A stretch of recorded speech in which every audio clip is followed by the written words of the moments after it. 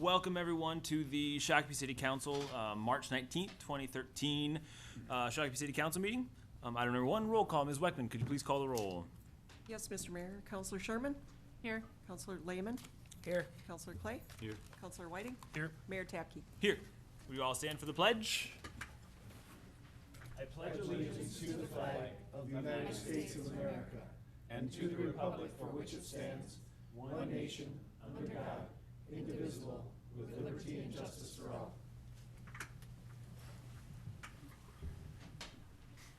All right, item number 3 is service plaques, recognition of city boards and commissions. And I want to take a moment to thank all the folks who are here tonight from boards and commissions who have their terms are finished. And we have 4 people this year who we have plaques for. And 2 aren't here, I don't believe, Andy Seidensticker and Gretchen Seifert. And then we have 2 folks who are here, George McGuire and Prem Badwa. So are we going to take pictures and do that whole thing, or what do we want to do? No. No? No. Just hand. There we go. All right, Prem and George. Thank you very much for on with me. We really appreciate your help. I could read the plaque. Thank you for that work.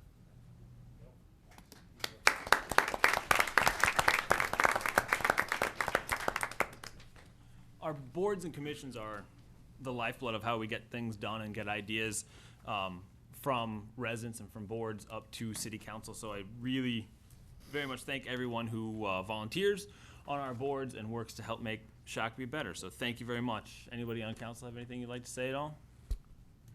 Thank you. Yes, thank you very much. All right, item number 4, approval of the agenda. Do we have any additions or corrections to the agenda? Mr. McNeil? Mr. Mayor, if we could add one item, which would be 12F2, and we need to reschedule the Legos, or the 501 scale workshop date. It had been anticipated for April 9th, and we need to change that. All right, adding 12F2 for Legos rescheduling. Anything else, council? Seeing none, entertain a motion to approve the agenda. So moved. Councilor Sherman, seconded by Councilor Clay. Any discussion? Seeing none, all those in favor? Aye. Anyone opposed? Passes unanimously. Item number 5, consent business. Anything to remove or amend from consent this evening? Councilor Lehman? 5D1. 5D1. Okay. Anything else? I'll entertain a motion to approve the consent agenda as amended. Councilor Lehman? Move the consent agenda as amended. Do we have a Second. second by Councilor Sherman. Mr. McNeil, could you please read the consent Thank agenda? you, Mr. Mayor. 5C1 adopts resolution number 7283, accepting work in the Main Street Utility Improvements Project, project number 2012-5. 5C2 adopts resolution number 7284, approving plans and ordering advertisements for bids for the 2013 bituminous overlay project 2013-2. 5C3 authorizes the purchase of 2 light trucks from Midway Ford in the amount of $39,327.84 with funding from the Capital Equipment Internal Service Fund. 5C4 authorizes appropriate city staff to enter into a 1-year cleaning contract with Plymouth Ridge, Inc., doing business as Coverall Cleaning Concepts, through February 28th, 2014 for seasonal park restroom cleaning in the amount of $17,076. 5D1 was removed from consent agenda. 5E1 authorizes the purchase of Dakota scoreboard for use at Schlepper Stadium from AIM Electronics in the amount of $42,170 plus tax. 5E2 adopts resolution number 7279, approving plans and specifications for Riverside Fields Park and authorizes advertisement for bids, including a bid alternate for tennis courts. 5F1 approves payments of bills and electronic transfers in the amount of $1,227,630.05. 5F2 approves minutes of the City Council meetings of February 19th and March 5th, 2013. 5F3 authorizes mayor and city administrator to execute addendum number 1 to the agreement for professional services between the city and Foth Infrastructure and Environment LLC, increasing compensation by $3,000. 5F4 authorizes the setting of a date of Tuesday, April 16th to review actions on 5 alcohol licenses of Doer LLC, doing business as Wine Cellars, Global Restaurant Corporation, Inc., doing business as Dangerfields, Stonebrook Golf Club LLC, Raceway Park Incorporated, and American Legion Club Post Number 2. 5F5 authorizes the expenditure of up to $47,000 for the reconfiguration of office space at City Hall and the Community Center by Lambert Construction. And 5F6 authorizes staff to dispose of surplus cubicle and associated parts, hardware through electronic sales methods. Thank you, Mr. McNeil. Any discussion on those items? Seeing none, all those in favor? Aye. Anyone opposed? Passes unanimously. Item number 6, business removed from consent agenda. 5D1 is the authorization to hire economic development coordinator. Councilor Lehman. I think we missed a great opportunity to save the taxpayers some money by joining forces with Scott County's one-stop shop and sharing the position, saving both the county tax dollars and the city tax dollars. So I'll be voting against this. Okay. Thank you for your opinion. Any other? Councilor Clay? Offer a motion to authorize the hiring of Samantha DiMaggio for the position of Economic Development Coordinator at Step D, Grade 8, the city's 2013 non-union pay plan, contingent upon her successful completion of the required background check and a pre-employment physical and drug test. Second. Seconded by Councilor Whiting. Any discussion? I'm going to just counter Councilor Lehman that I believe that this is very easily one of the most important hires we've made in a long time as a city. And we'll be collaborating with the First Stop Shop for the county and scale, and with all the other entities within the metro, and will be extremely important to the future and growing jobs in Shakopee and growing our economic development, and part of our future. So I couldn't disagree with you more that it is that we're not doing everything we could and it's a waste of taxpayer money. It is extremely important to our community and for the future. So that's just my 2 cents on that one. Any other discussion? Seeing none, all those in favor? Aye. Aye. Anyone opposed? Aye. Passes 4-1 with Councilor Lehman in dissent. Item number 7, recognition of involved citizens by City Council. Anyone out there have anything you'd like to talk about for an item that is not on the agenda this evening? All right, seeing none, we will convene the Economic Development Authority meeting. Do we have, we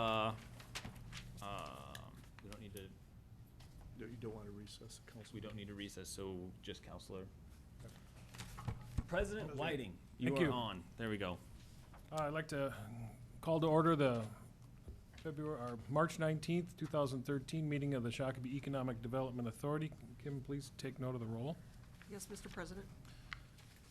Item number 2, I'd like to see a motion to approve the agenda. So moved. Moved and seconded. Any discussion? All in favor? Item number 4, joint city council EDA public hearing on Emerson Development Agreement. Mr. Chairman. We'll catch it later. Oh, we need a motion to open the public hearing. Mr. Lehman. Chairman, I'll make a motion to approve the EDA minutes and open the public hearing. I'll second that double motion. All right, all in favor? Aye. Aye. Any opposed? Motion carries. All right, Mr. McNeil. Thank you, Mr. Mayor and Mr. President. Sorry.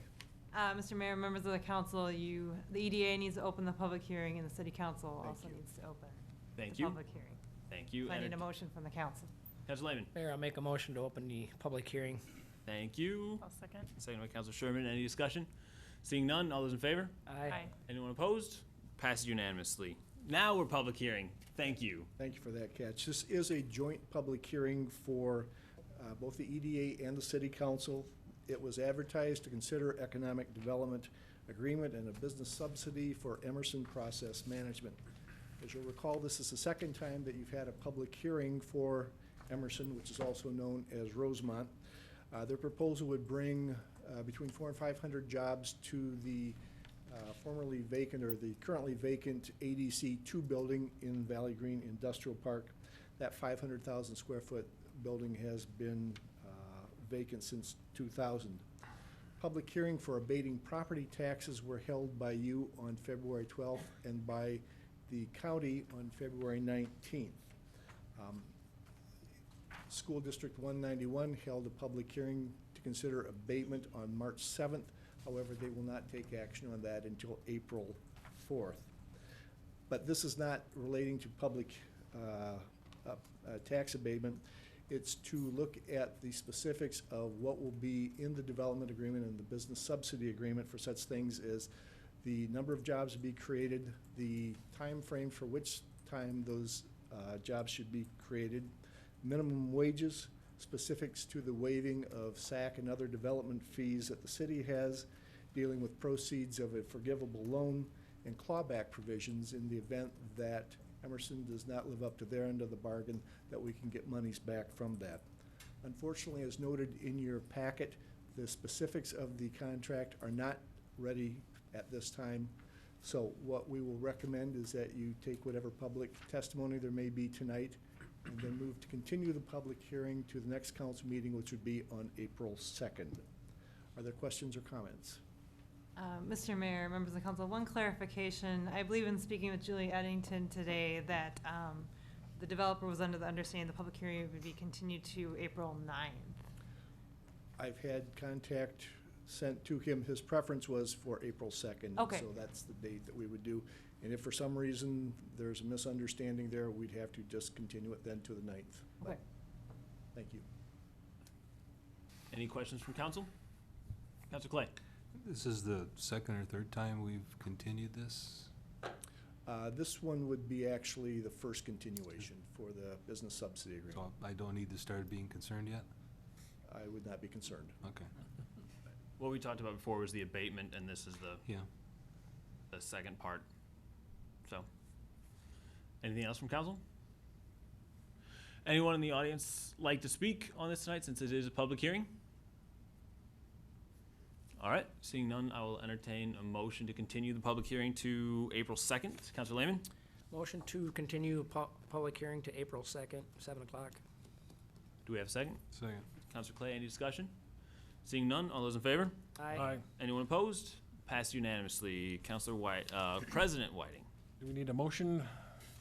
Go ahead. We need a motion to continue the public hearing for the EDA. Mr. Lehman? Mr. Chairman of the EDA, as an EDA member, I'll make a motion to continue the public hearing until April 2nd, 7 p.m. There's a motion on the table. Is there a second? Second. Ms. Sherman, thank you. All in favor? Aye. Aye. Any discussion? All right, motion Too passes. late for that. Going through. It All would- right, item, It would now be appropriate to recess the city council meeting. Entertain a motion to recess the city council meeting for EDA. Councilor Lehman. Motion to recess the council meeting for EDA. Do we have a second? second. Second by Councilor Whiting. Any discussion? Seeing none on this annoying port thing? Any, all those in favor? Aye. Aye. Anyone opposed? Passed unanimously. We are in recess. President Whiting. Mr. McNeil, you want to present on the technical assistance planning grant? Thank you, Mr. President. We need some direction from you regarding two proposals for the Community Development Agency's technical planning grant. For some background, the CDA has offered each of the 7 cities in Scott County up to $15,000 as a grant, which would be used to enhance economic development activities with an eye specifically towards long-term job creation in the county. The projects can cost more than $15,000. It's just that each city would have to make up the difference for the excess. There were 2 possible grant applications which were considered by the EDAC when they met on March 7th. The first was a Highway 101 corridor study. The rationale for that is that First Avenue has undergone many changes over the years, the most recent of which was the repaving project, which was done a couple of years ago. As you're also aware, beginning next year, there will be upgrading of the 101 bridge from 2 lanes to 4 lanes and making it much more flood resistant. As a result, there's going to be impacts on First Avenue. There's also a desire to take a look at First Avenue and 101 as it's extended going east to the eastern industrial area, which, as you also know, is ready for public sewer and water coming up. That will have an impact on that as well. The suggestion is that there would be a 2-phased approach on this. First would be to conduct a traffic and marketing study. Funding for that is what is on the board and in your packet. The grant would pay $8,000, there'd be $10,000, there'd be an $8,000 EDA fund balance grant, and then local in-kind match would be staff on that. Once the study was done, the second phase of that would be actually implementing that marketing plan. And again, as you see, there's $10,000 with the splits total. The total amount on that would be $30,000. The other proposal, which was considered by the EDAC, was the consideration of a startup small business startup loan fund. It's not unusual for us to receive calls here from people looking to get businesses off the ground or growing for assistance in such things as developing a business plan, making small capital items and things like that that they just don't have cash for. The proposal here would be to do some research on the types of activities that would be done, but the majority of the expenditure would be to actually establish a loan fund.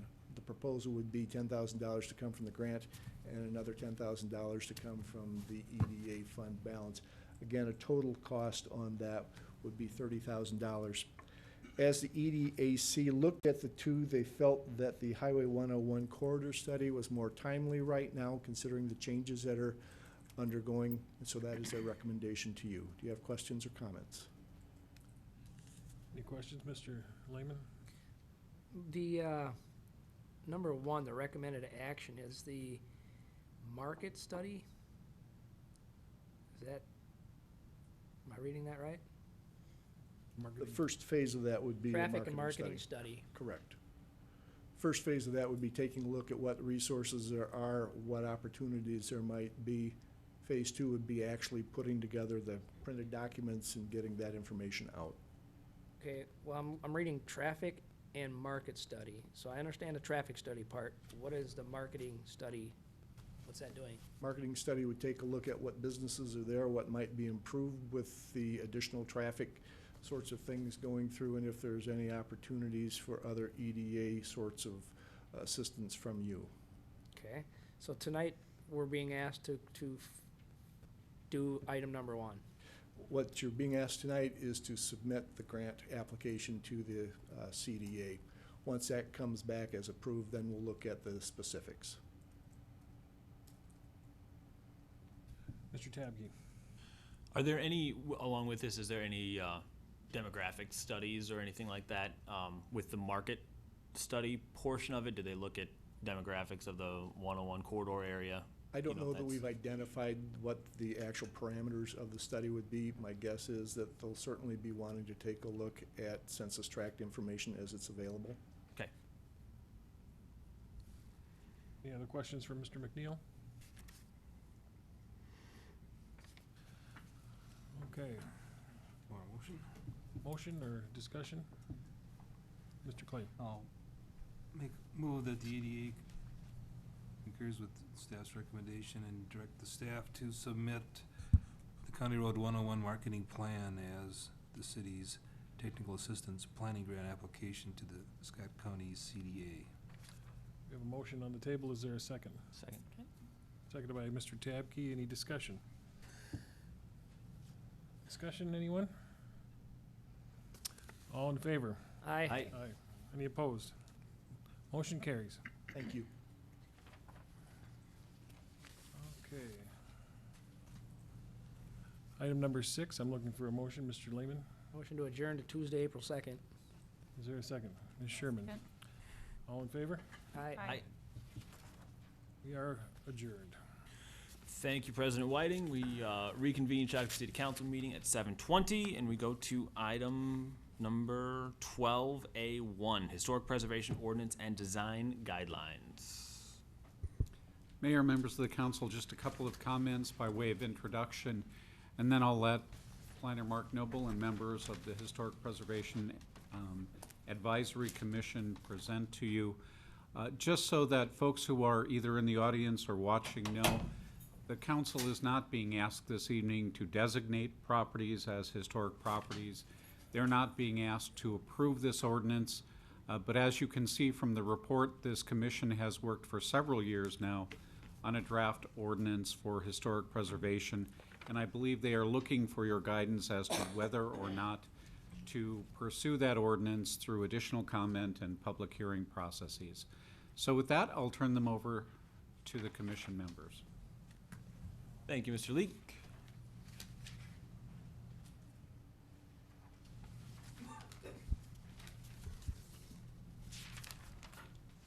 Mayor Tapke, city council members, other officials, interested citizens. My name is Pat Pluman. As you may recall, the Shakopee Historic Preservation Commission was created by action of the Shakopee City Council in 2005. An action that should have taken place long before any of the current council members even thought about sitting on the city council. At any rate, I want to thank the city council for establishing this commission. I especially want to thank you for allowing Mark Noble to work with the commission. His continued interest and assistance has been essential for the commission to function. I've been a member of this advisory commission since its inception and currently serve as the chairperson. Our goals have been slowly moving along, and tonight we want to share with the council the latest draft of a historic preservation ordinance. We need to know if you have questions or issues with any of the proposed contents, or if you see lapses in the contents in the ordinance. We also want to share how we plan to proceed from here. It has taken some time to arrive at this point, and we do not want to venture ahead without your acceptance and direction. Well, I'm not going to take any more of your valuable time, but we'll turn the actual presentation over to Mark Noble, whose mind is much more organized and cognizant than mine. But he doesn't have nearly as nice of hats, Pat. Thank you, Pat. Mr. Mayor, members of the council, thank you for this opportunity. As Pat and as Michael stated, the Historic Preservation Commission has been working on a draft ordinance for some time. And last fall, we had the opportunity to send notices and meet with property owners that are listed or were listed as potential locally designated historic properties. Originally, we had a list of approximately 85 properties. We've come to that list over a number of years of research. We go block by block, house by house, researching and making a determination based on criteria that we had tentatively set up. With the intent of the ordinance is to make that process a little bit more concrete, make it official, and also to offer the potential for the city to be listed as a certified local government, which would, in the state's eyes, the State Historic Preservation Office, in their eyes, would grant some credence to what we're attempting to accomplish here, and with the CLG status, would open the city up to some grant and loan projects, which the whole intent of our endeavor was to provide some assistance to properties that we consider historic, in the hope that those properties will continue to live on versus being demolished, as we have seen a few houses demolished over the years. Where we're at right now, we've done a draft based on the comments that we received from the neighbors last fall, based on comments we've received from the State Historic Preservation Office, and with great assistance from the city's legal staff in crafting the ordinance in its present form, again, draft form. We wanted to come to you. Intent was to sit in a work session and just discuss where we're at and make sure we're going forward in the direction that the council sees this ordinance and this commission going forward. In addition to the ordinance, we're also attempting to develop some guidelines based on comments we received some of the property owners, so they have an idea of what kind of projects, what kind of materials would be accepted based on the ordinance, knowing that, then they can make a determination whether they want to be part of this ordinance or not. As I stated, we had started with 85 homes. Since last fall, up to even today, I received another request from property owners asking to be removed. There's been 8 properties that have requested removal from that list. The list that you have received with yours had several properties highlighted, noting that those had been requested for removal. As of today, I think on the table in front of you, you have an updated list which just shows 77 properties. We've gone ahead and removed those 8 that have asked for removal up to this point. This is, as the commission has branded it, a volunteer process up to now. People aren't in favor of this. They can submit a letter or come to the meeting and say that they would not like to be part of this. And in all cases, the commission has said that's fine, and those properties have been removed. What our thought process is, prior to, based on what discussion happens tonight, or if there's other meetings that the council wishes to have with the commission before we go back to the property owners, and then ultimately come back to the council for formal action. We're looking for some direction to make sure what we have is what the council believes should be the case.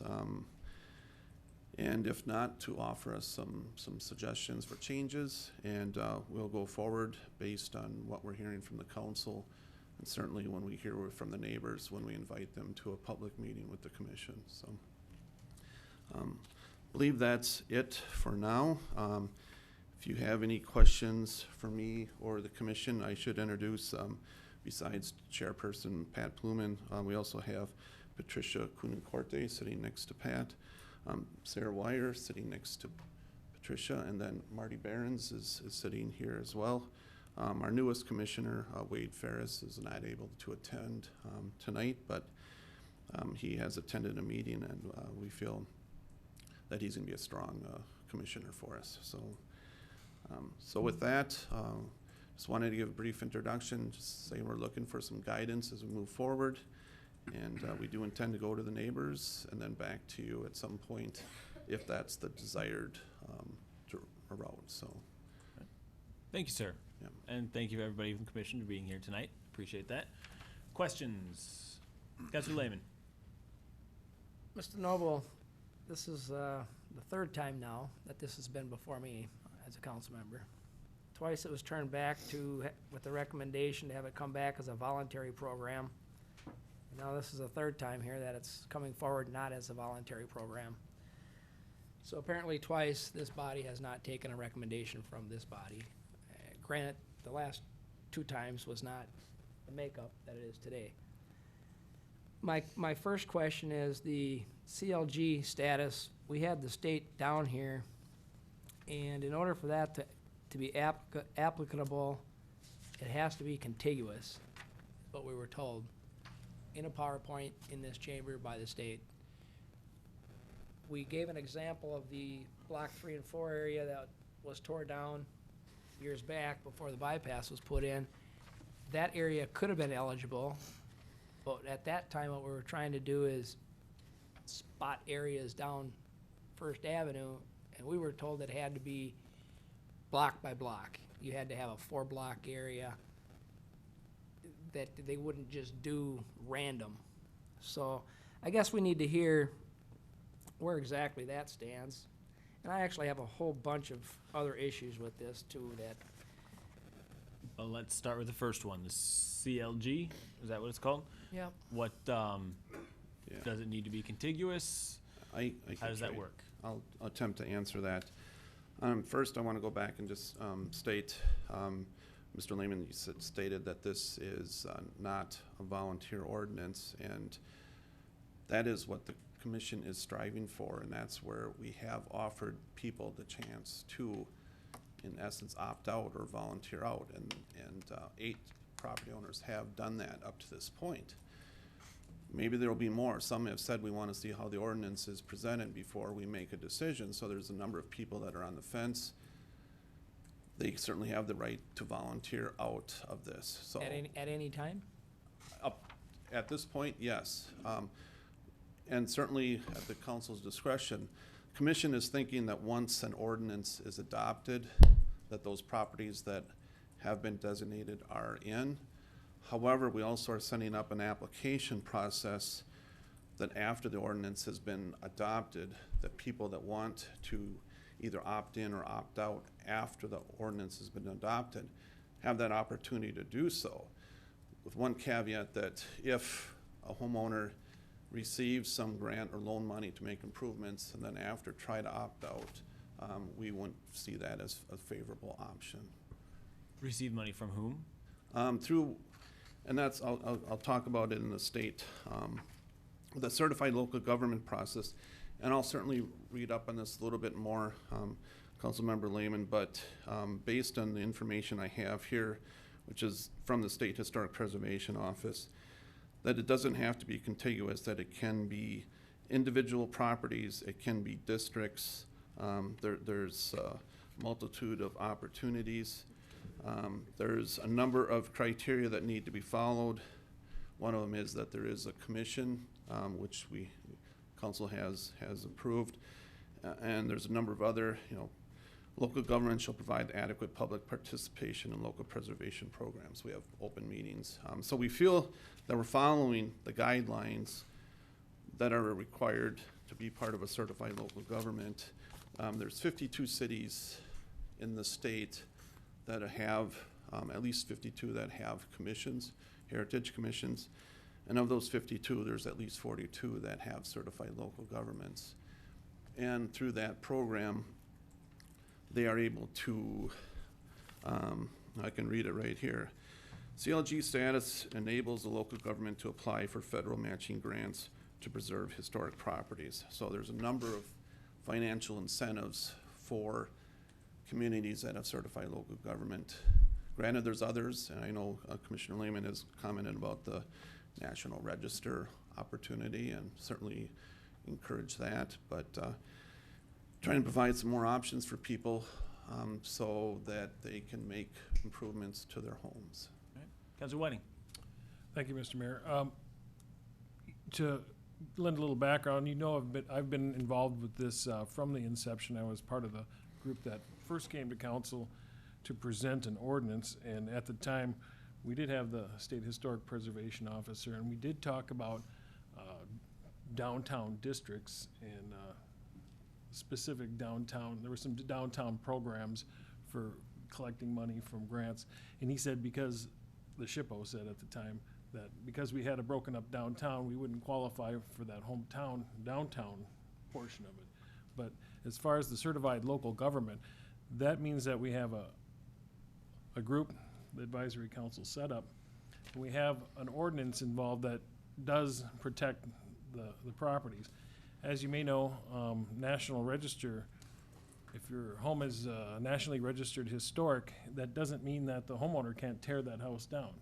That doesn't protect it from being, and we've seen it in town here, that some of the National Register ones have been torn down. What it does do, the only way you can protect a historic property is with a local ordinance. So I think this group has put together several ordinances, and I've seen some of the changes that have come out of this. So you guys have done a lot of work on this. You've made it an option, and that was Councilor Lehman's issue, that people could opt in and opt out. So I think that's important. We are a very historic town here, and we date back at least 150 years when we first incorporated. We have a lot of historic sites here that we're working on the pond site now, working with the county and the Medwakaton community out there to respect that area and try and preserve it and disseminate it for everybody. You go through a lot of towns and you see the historic markers, and people value that. They create that sense of place, and when people visit town, they can walk around and see the history that's in town if it's displayed and disseminated properly. Part of that is these houses and these buildings that are historic, and how do we protect them? and preserve them for future generations. You know, someone might own a historic house for 20, 25, 30 years, but it's still historic before they owned it, and it'll be historic after they've sold it. So do we respect that as a community? And sometimes I've noticed that people that have lived in town for all their lives, they kind of take it for granted that this has always been here, you know, tear it down, put something new. And I think there's a lot of value in preserving that old history and that brick and mortar. And I think if we'd come a long way, I think it's possible we could even take a look at some grant opportunities through the city, much like we've done with the facade improvement loans, give somebody some matching funds to improve their historic buildings. So that's my view on it. Mr. Leek. Thank you, Mayor. I just want to provide clarity to one thing that Mr. Noble said. As they've indicated, they've identified a number of properties, and thus far that's an informal list of historic sites. They've provided the opportunity in that informal process for people to opt out of it. Unlike what I think Mr. Noble might have been suggesting, I don't think that if you posit that you would adopt this ordinance, those 75 properties would automatically be historic. The ordinance as it's before you would require that the Historic Preservation Advisory Commission make a formal recommendation to you with a plan for treatment of those properties. So at best, if this ordinance were adopted at some point, presumably they would look at that list. They may even talk to those 75 owners again to make sure that they were okay with moving forward, but make a formal recommendation to you. And the designation is not made by the HPAC under this draft. It is ultimately a decision of the City Council. So you might, as a City Council, conclude that if there is significant objection, even if you have a recommendation, you would not designate such a property. Councilor Lehman. Well, let's get to the crux of the matter here.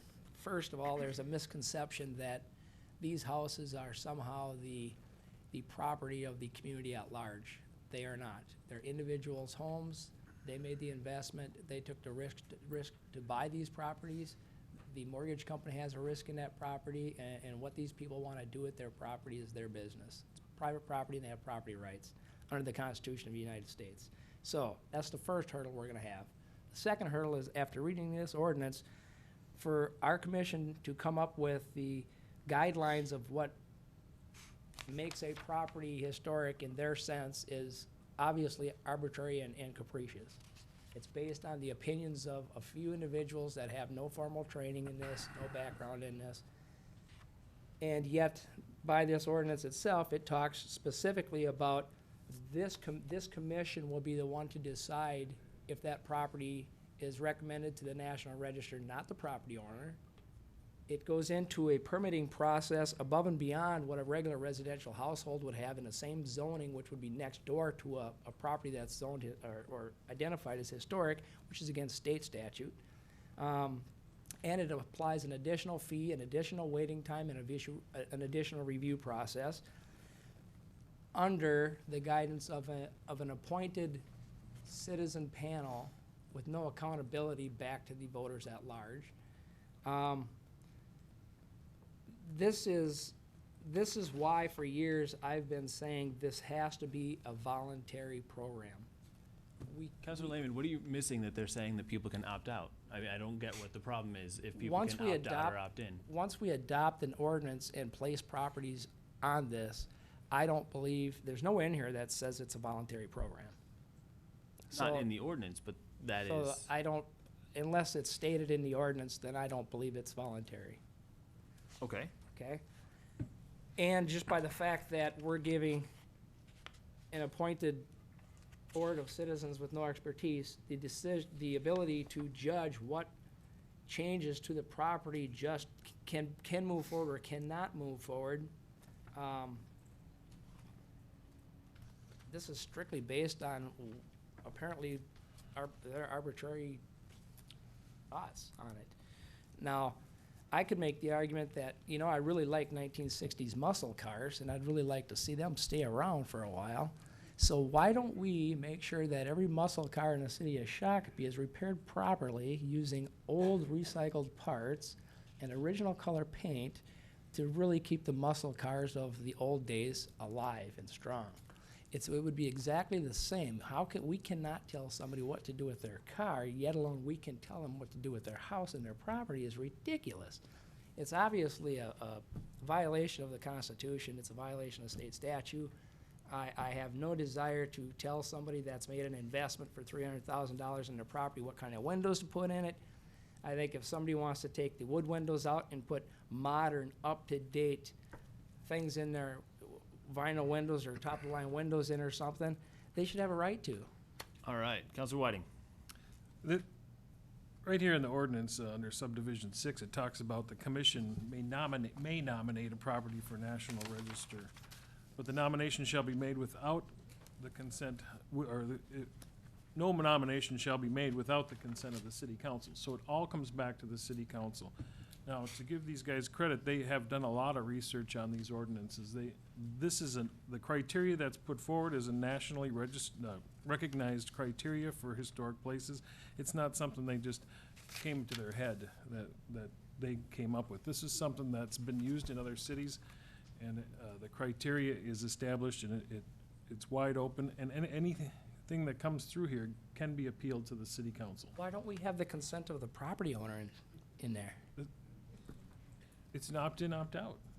This gives the council the ability and the commission to place this property on a national historic register without the property owner having Okay, any say in it. so, Mr. Noble and members of the commission, what is the process for opting in or out of this? What have you thought? How does that work? So it's recommended to the city council, and the city council can put people in or out if they so choose. How do people opt out if they would like, as we're discussing? And thank you for the opportunity again to speak on this. But the main goal and focus of the commission was to receive that certified local government status, thus being able to provide some grants and loans to historic properties so those homeowners can make improvements. To those that we are considering historic that meet the criteria, those would be the houses, properties that would be eligible for these grants and loans. We started with, in our research, which we conducted over a number of years, using the criteria that is shown in the ordinance at this point, and we've had established for a number of years. We're just not picking houses for whatever reason. There's some substance to the basis for our determination. We had a list of 85 homes that we felt were historic that would be good examples that would fit in the ordinance and could be recipients of those financial programs. As Mr. Leek stated, they're not listed in the ordinance. It's a separate list, and ultimately, and again, what the commission is looking for tonight is some guidance from the council, and this is what we're looking for, is some discussion so that we know what you like, what you don't like, so we can go back and revise the ordinance in however fashion the council wants it. You're the ultimate decision maker on this. If you don't want it, then tell us and we'll stop what we're doing. But we think there's support for this from the community. Not everybody, but there's enough, and we've been going forward in that direction. We did study a number of ordinances. We didn't just pick info out of the sky and put it in the ordinance. We had meetings with the property owners. We went through the State Historic Preservation Office, showed it to them, and they came back with changes. They thought it was very well done. So I thank the legal staff that the city has for the assistance in that. So we don't think we're doing anything wrong with where we're at this point, but ultimately if the council doesn't like where it's going, we ask, and that's why we're here, is we ask for your direction and how you want to move forward. So, Mr. Leek? Thank you, Mayor. You asked a specific question, and I think the answer to that question, which is regarding how it is or is not voluntary, can be found on page 4 in subdivision 3. And no, it does not contain the language of it being voluntary, but what it does say in the last line is that prior to the commission making a recommendation, it shall notify the property owner and provide the property owner with an opportunity to review and comment on the proposed recommendation. So it proposes that that would occur before the commission would make a specific recommendation to you. And I think the commission's assumption may have been that if at that point, under the ordinance, they said they were not interested, they would not, in all likelihood, pursue a recommendation for that property. If you don't feel that that goes far enough, then that may be the section that you want to address. And does that, at that point, still, let's say, majority of the people opt to not join in? Does that still leave the people who want to be in available for extra funding and things like that, or do we need to have a certain mass in order to get the funding available, or just having these processes in place allows the people who want to be within this ordinance and be governed by this ordinance, it allows them access to extra funding to restore their home historically and things like that?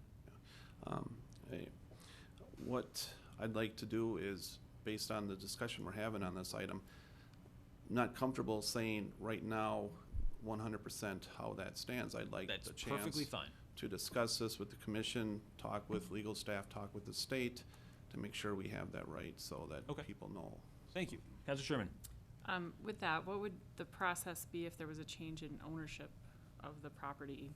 If it was included as the first owner that opted in, and then if someone came and bought the property, what would the opportunity be then? Excellent question, thank you. That would be, again, what we're looking for is some questions that we can research.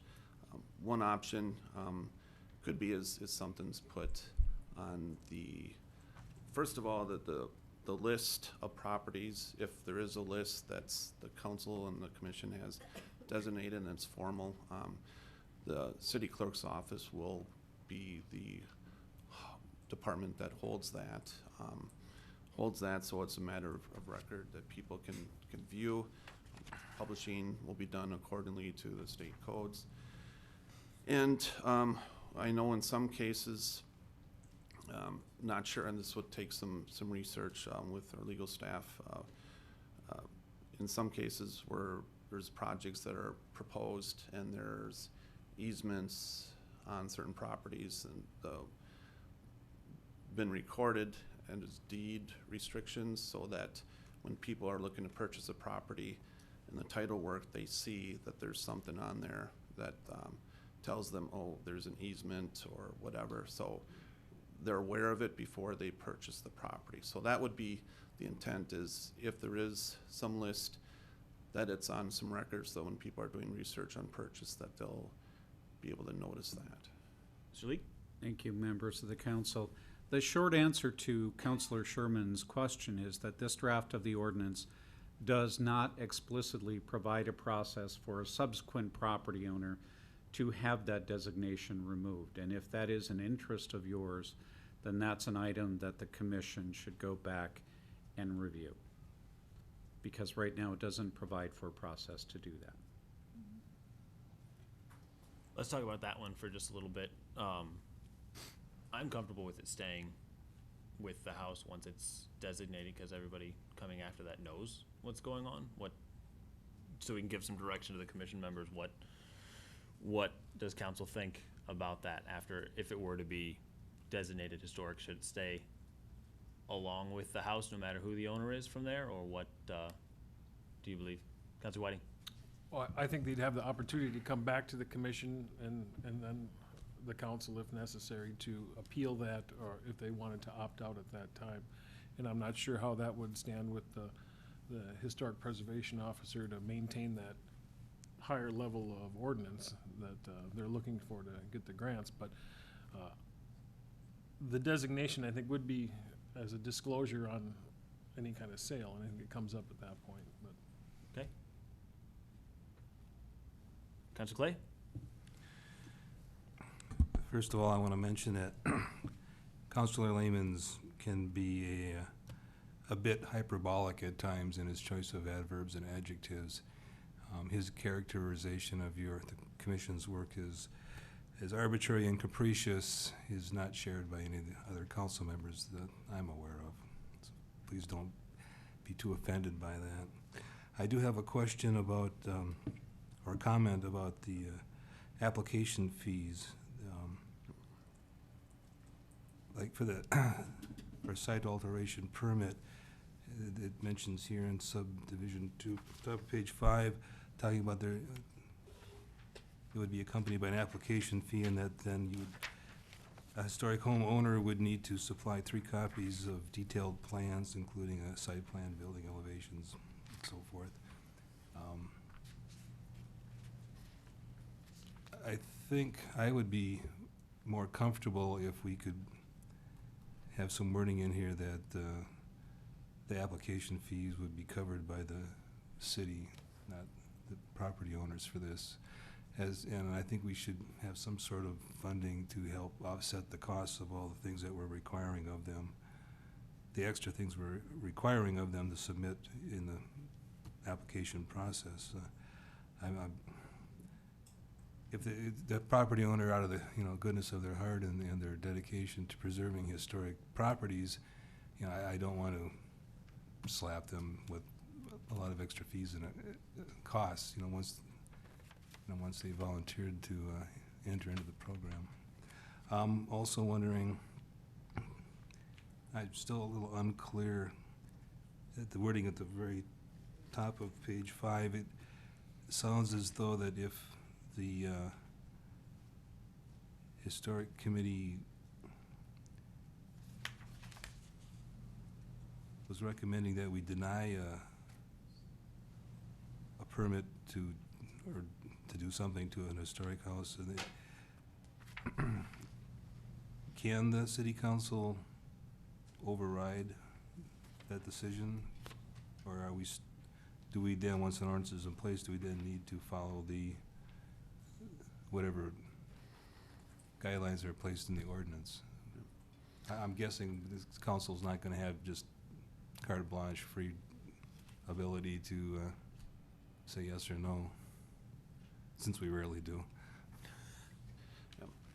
If I can comment on a few things first, as far as the fees, we've discussed this at the last commission, and with our application process, we're looking at 2 different application procedures. One is if you want to be included into this group or to be excluded, fill out a formal application, relatively simple, just a few questions.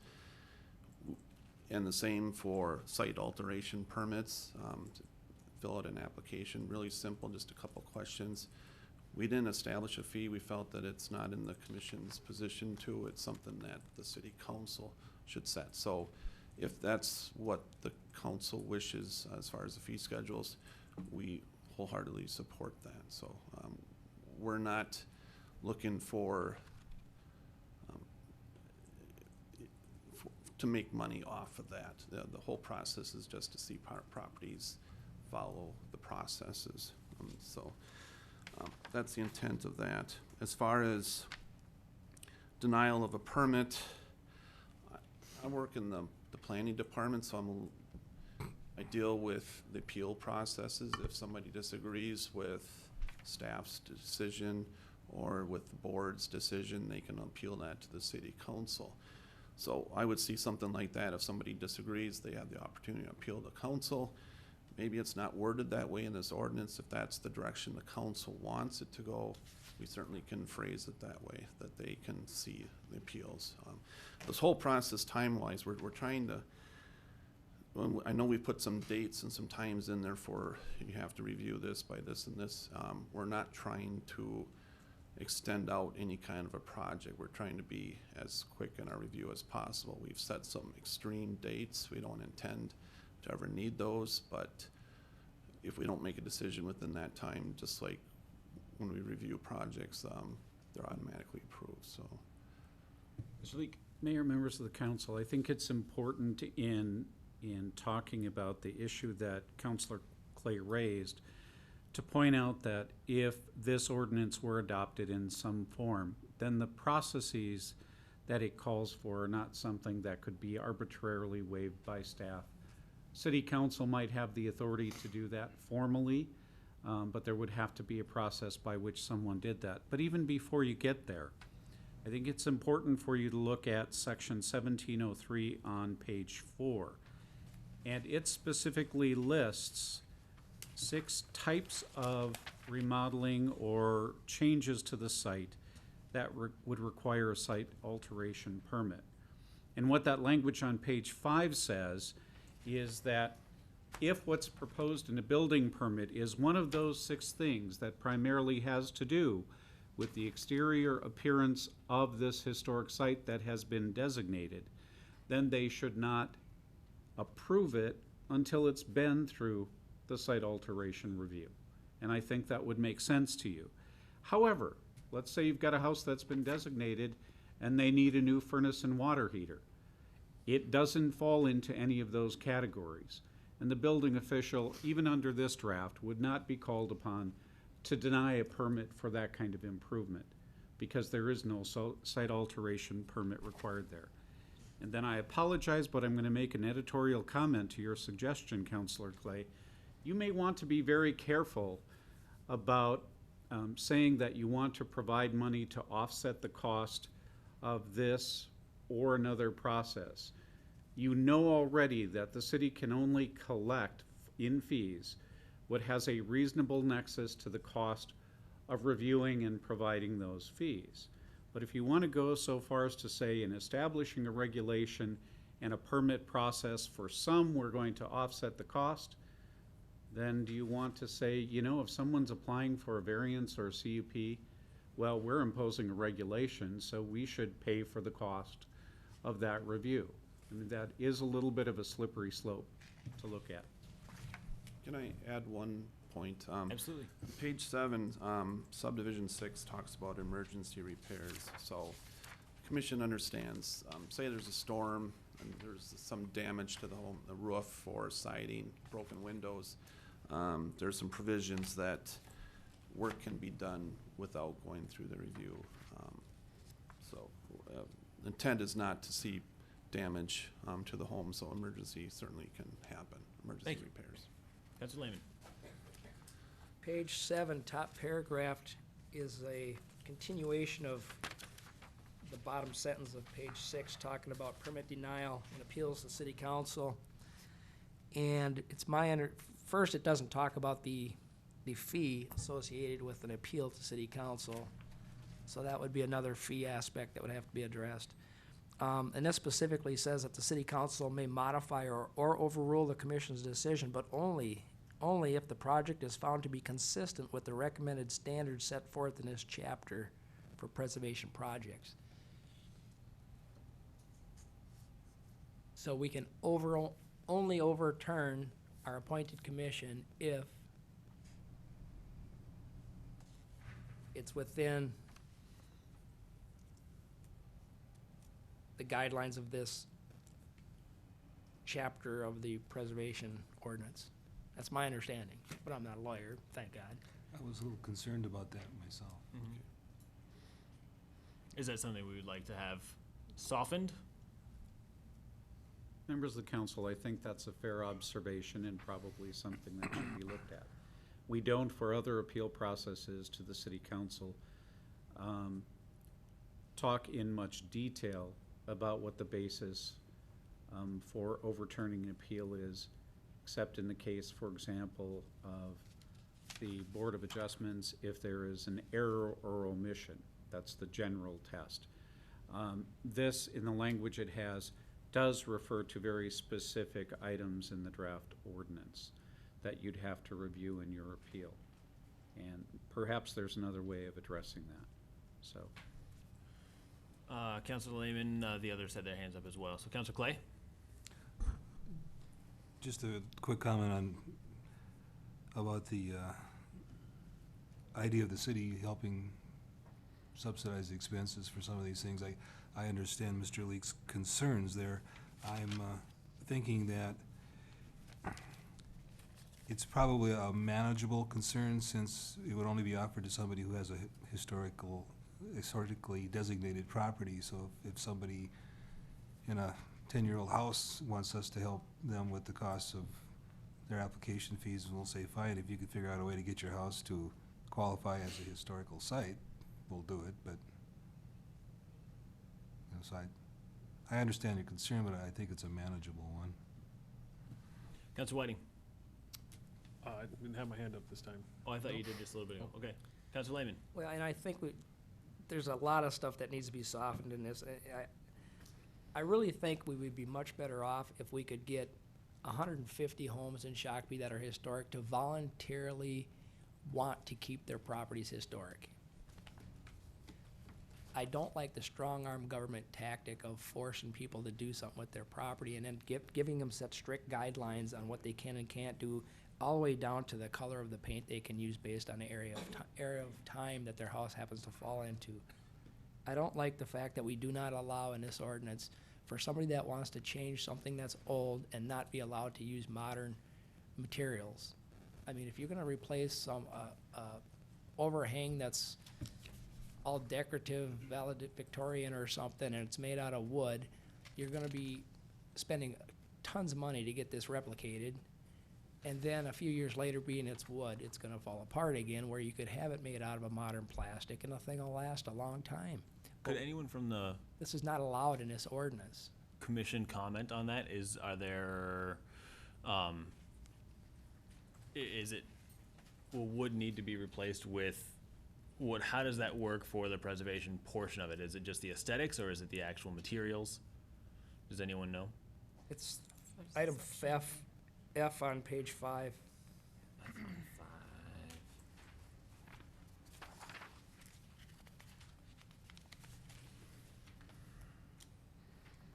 Got it. How stringent you want to be with the state historic preservation. You go up to the mic, sorry.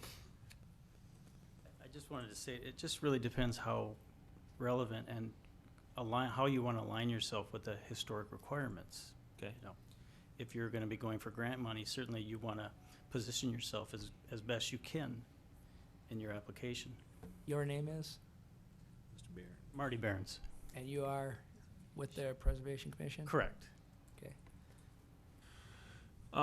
Okay, so to move this conversation along, give some direction, to, the commission members, my opinion is that at first I had some major concerns about the ordinance, until I understood that, folks have the ability to opt out of it. I don't think it's right to put anybody, just force people into, this kind of thing. I do think that, the carrot in this is the ability to get access to more funds, and the city is helping people that with historic homes have access to those additional funds. And once they are within that ordinance, I have zero problem with it being strict, fairly sharp rules that people have to maintain into perpetuity after they're in there and I have access to the funds and everything is going there. So I appreciate where you're going with it, and continue as working with homeowners to tweak it as it moves forward and then comes back to us in whatever final form. Before we go through the council members, is there anything specific that you folks need from us that we haven't addressed as of yet? Is there anything concerning that you have questions about? Mayor, can you comment on your opinion of future purchases of the same property? My opinion is that if it is designated as historic and there's money that goes into helping restore it as historic, then it is historic into perpetuity, as I just said.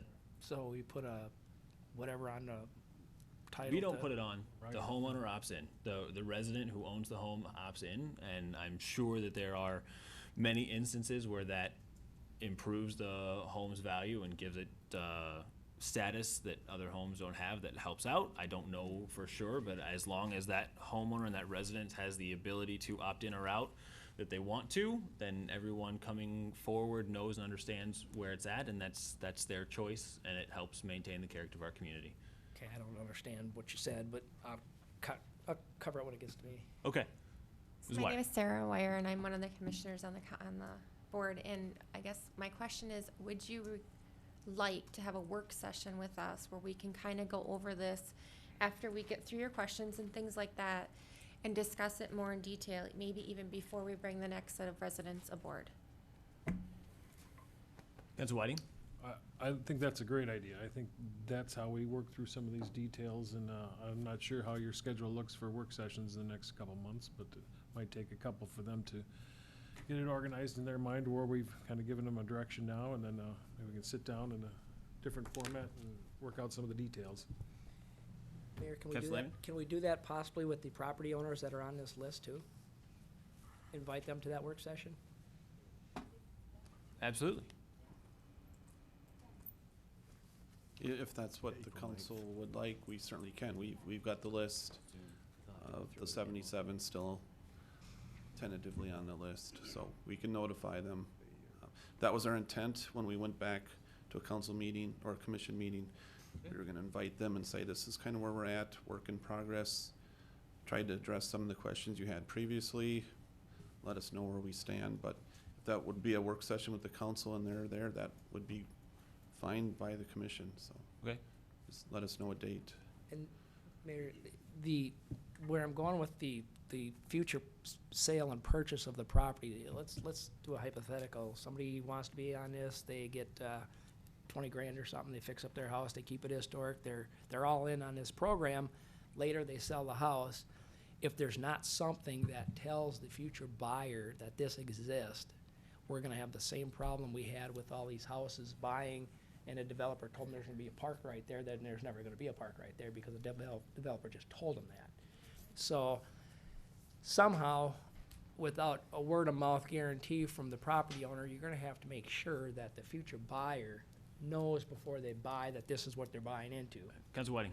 From my background in looking into this issue in the past, that is something that is done. It needs to be disclosed by a realtor, just like a leaky basement might have to. It's part of a disclosure process when you're selling a house. Mr. Clay, maybe you can add to that. I'm not sure. You're familiar with that? What do they call it when they put it on the title? I don't know, so we're gonna make two last points here. One, we're gonna put this on the agenda for April 9th.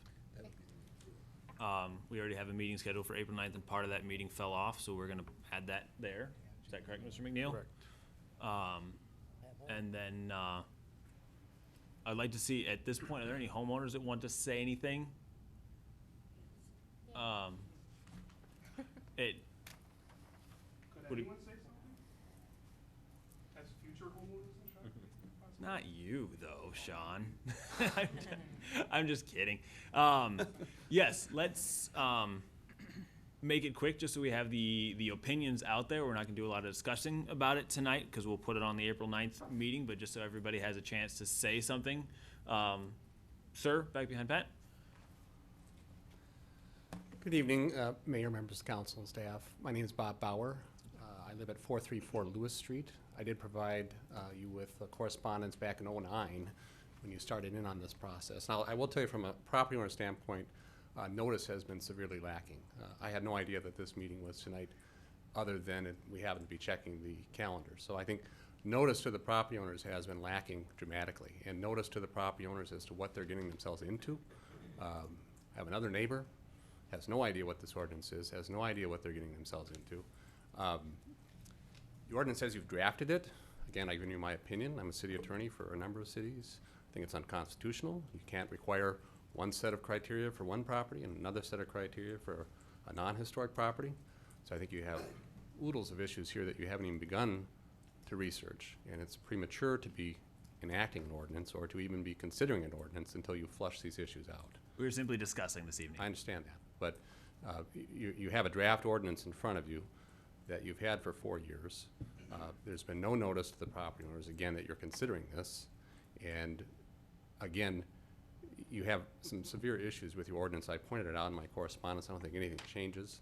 I provided that a copy to your city attorney as well. Thank you, sir. Thank you. Anyone else? Yeah, Sean Nelson. Is there a place to write down? Oh, there we go. I only see two possible outcomes of an ordinance such as this, or is this an ordinance or multiple ordinance? Anyway, decisions such as this, and it has to do with the subsequent homeowner.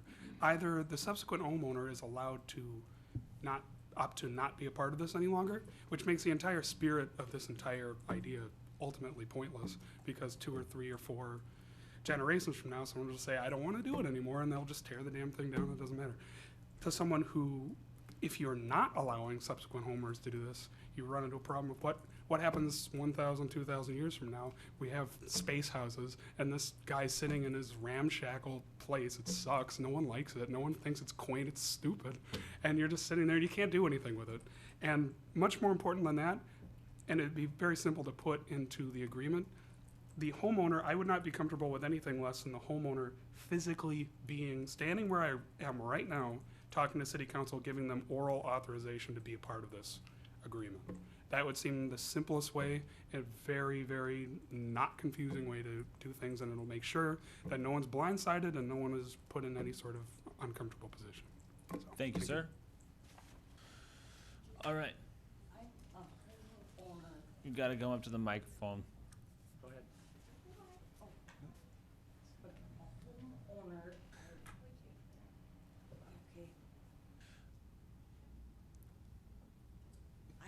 Live in one of the old Barron's houses on 6th Avenue.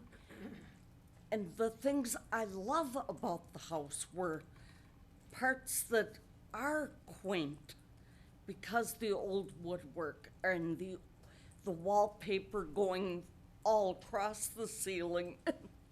Those are the things. I grew up in a house built in 1830s and loved all of the old things. And those are the features that you can't get in a new house, because the new houses were built by, we always tease, 6th grade boys. Just. Thank you.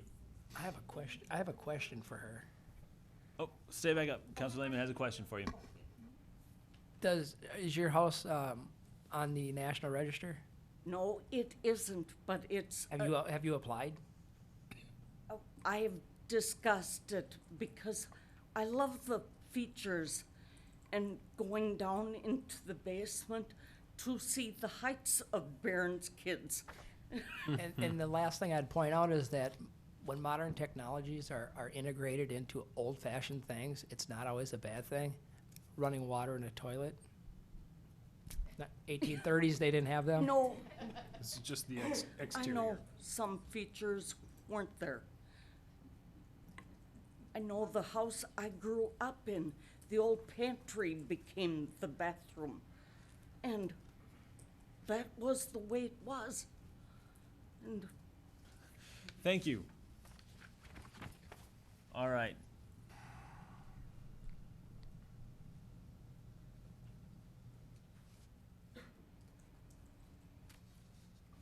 Yes, sir. Hi, my name is Jordan Olson. I live at 249 Mound Street. I just want to remind the city council, this body, that it is your job to basically keep our toilets flushing and our power on and our garbage and recycling moving, not to impose your will upon any private homeowner. I would like to commend Councilor Lehman for his courageous remarks this evening. Thank you. Thank you, sir.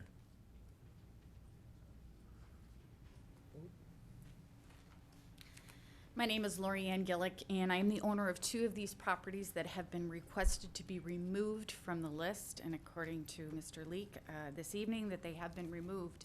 I just wanted to share with the council very quickly that, you know, the ability to landscape my home, paint my house the color I want to, put up a structure or a patio is important for me. I also own a commercial property here in town. And to be able to develop that property without someone else telling me how to do it is important to me for resale value as well as what I'm doing now. So we've opted out of this process because it is too restrictive. The permitting process that has been talked about earlier is just, I think, arbitrary and capricious. I think Ms. Counil speaking up here just recently is a good example of how a citizen committee that's been appointed would suddenly be in charge of what someone considers historic and could delay permits or whatever. The 3 copies of the permit process, for me, most of you will be able to go home and paint your house whatever color you want without having to submit an application to the city. I think that is horrible, that I can't do the same thing. Most of the properties that are on this list have already been developed by the property owners, and we've spent our own money, our own time, our own efforts into creating wonderful buildings that you see before you. The 2 properties that I own were both slated for destruction at some point in time. So, I don't feel like I should be punished for having spent my time and my money to do this. I will stop there. I just wanted to say, my property, my rights. Ms. Gillig, I want to comment on that because I don't. Sure. What we're talking about here is not taking away anybody's rights, as far as I understand. Is you have fully exercised your ability to opt out of this program, and that's wonderful for you. But there are other people who want to get in, and we're trying to give opportunities to get access to more funding to be able to renovate their home, who want to be able to do that. And that is the intent of this, is to prop everyone up and not to bring people down and take away their rights. So I don't understand what your point is with that. My point is, I would love to be able to opt into this ordinance, but it is way too restrictive. And I don't, once more of the property owners do get a look at this, I understand where the commission is coming from and wanting to get that designation so that you can get grants and things like that. But with the way it is written now, I feel that more of the properties in this town are going to be opting out than would be opting in.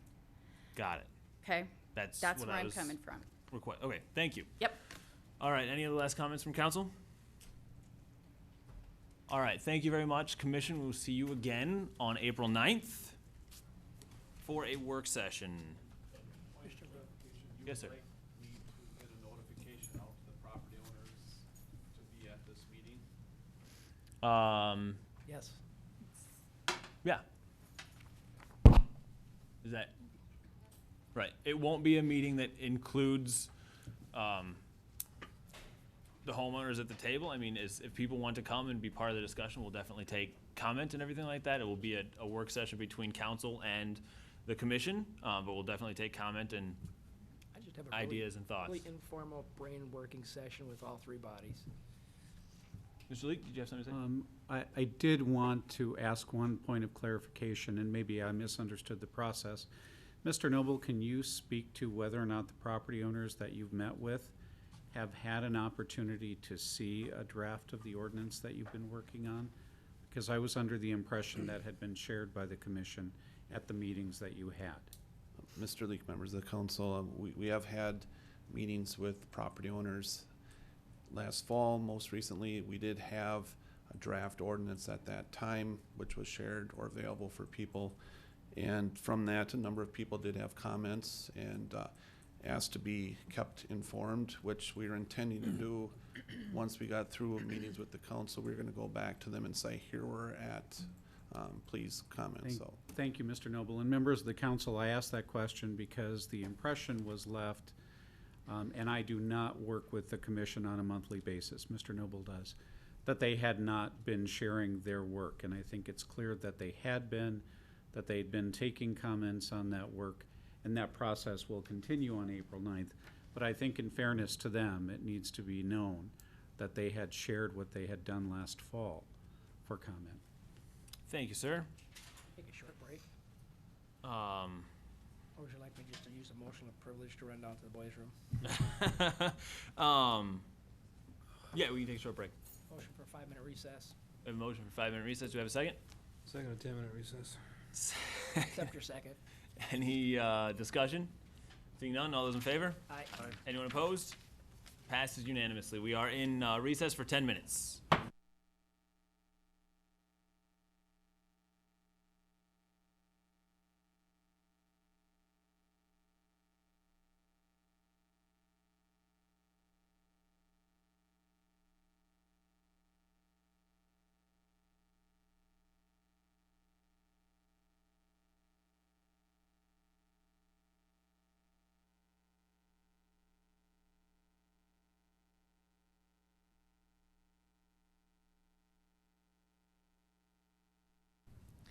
All right, we reconvene the Shakopee City Council meeting at 8:32, and we are going to move to item number 12E1, presentation of the Shakopee Tennis Association on a proposed indoor tennis facility. Ms. Polly.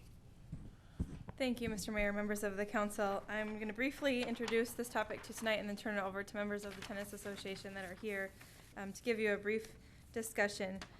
This is something council has seen in front of you before. Last July, we gave you an update on some of the activities that were happening in the Parks and Recreation world with our associations and needed facilities and their numbers and how we were going to try to move forward in the future. And so you've heard of this proposal by the Shakopee Tennis Association is here tonight. They're going to present to you the preliminary business plan that they've come up with so far to possibly do an indoor 8-court tennis facility on Schutre Park.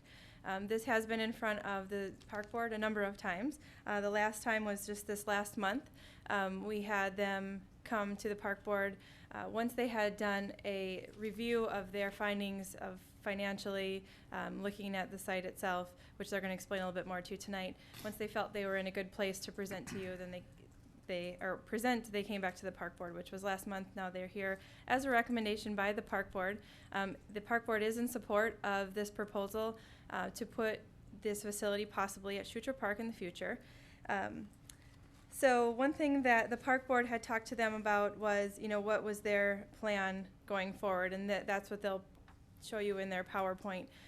But the park board each year does the park reserve CIP, and that comes before city council, which you saw before budget times last time. It looks like this. It's our large spreadsheet that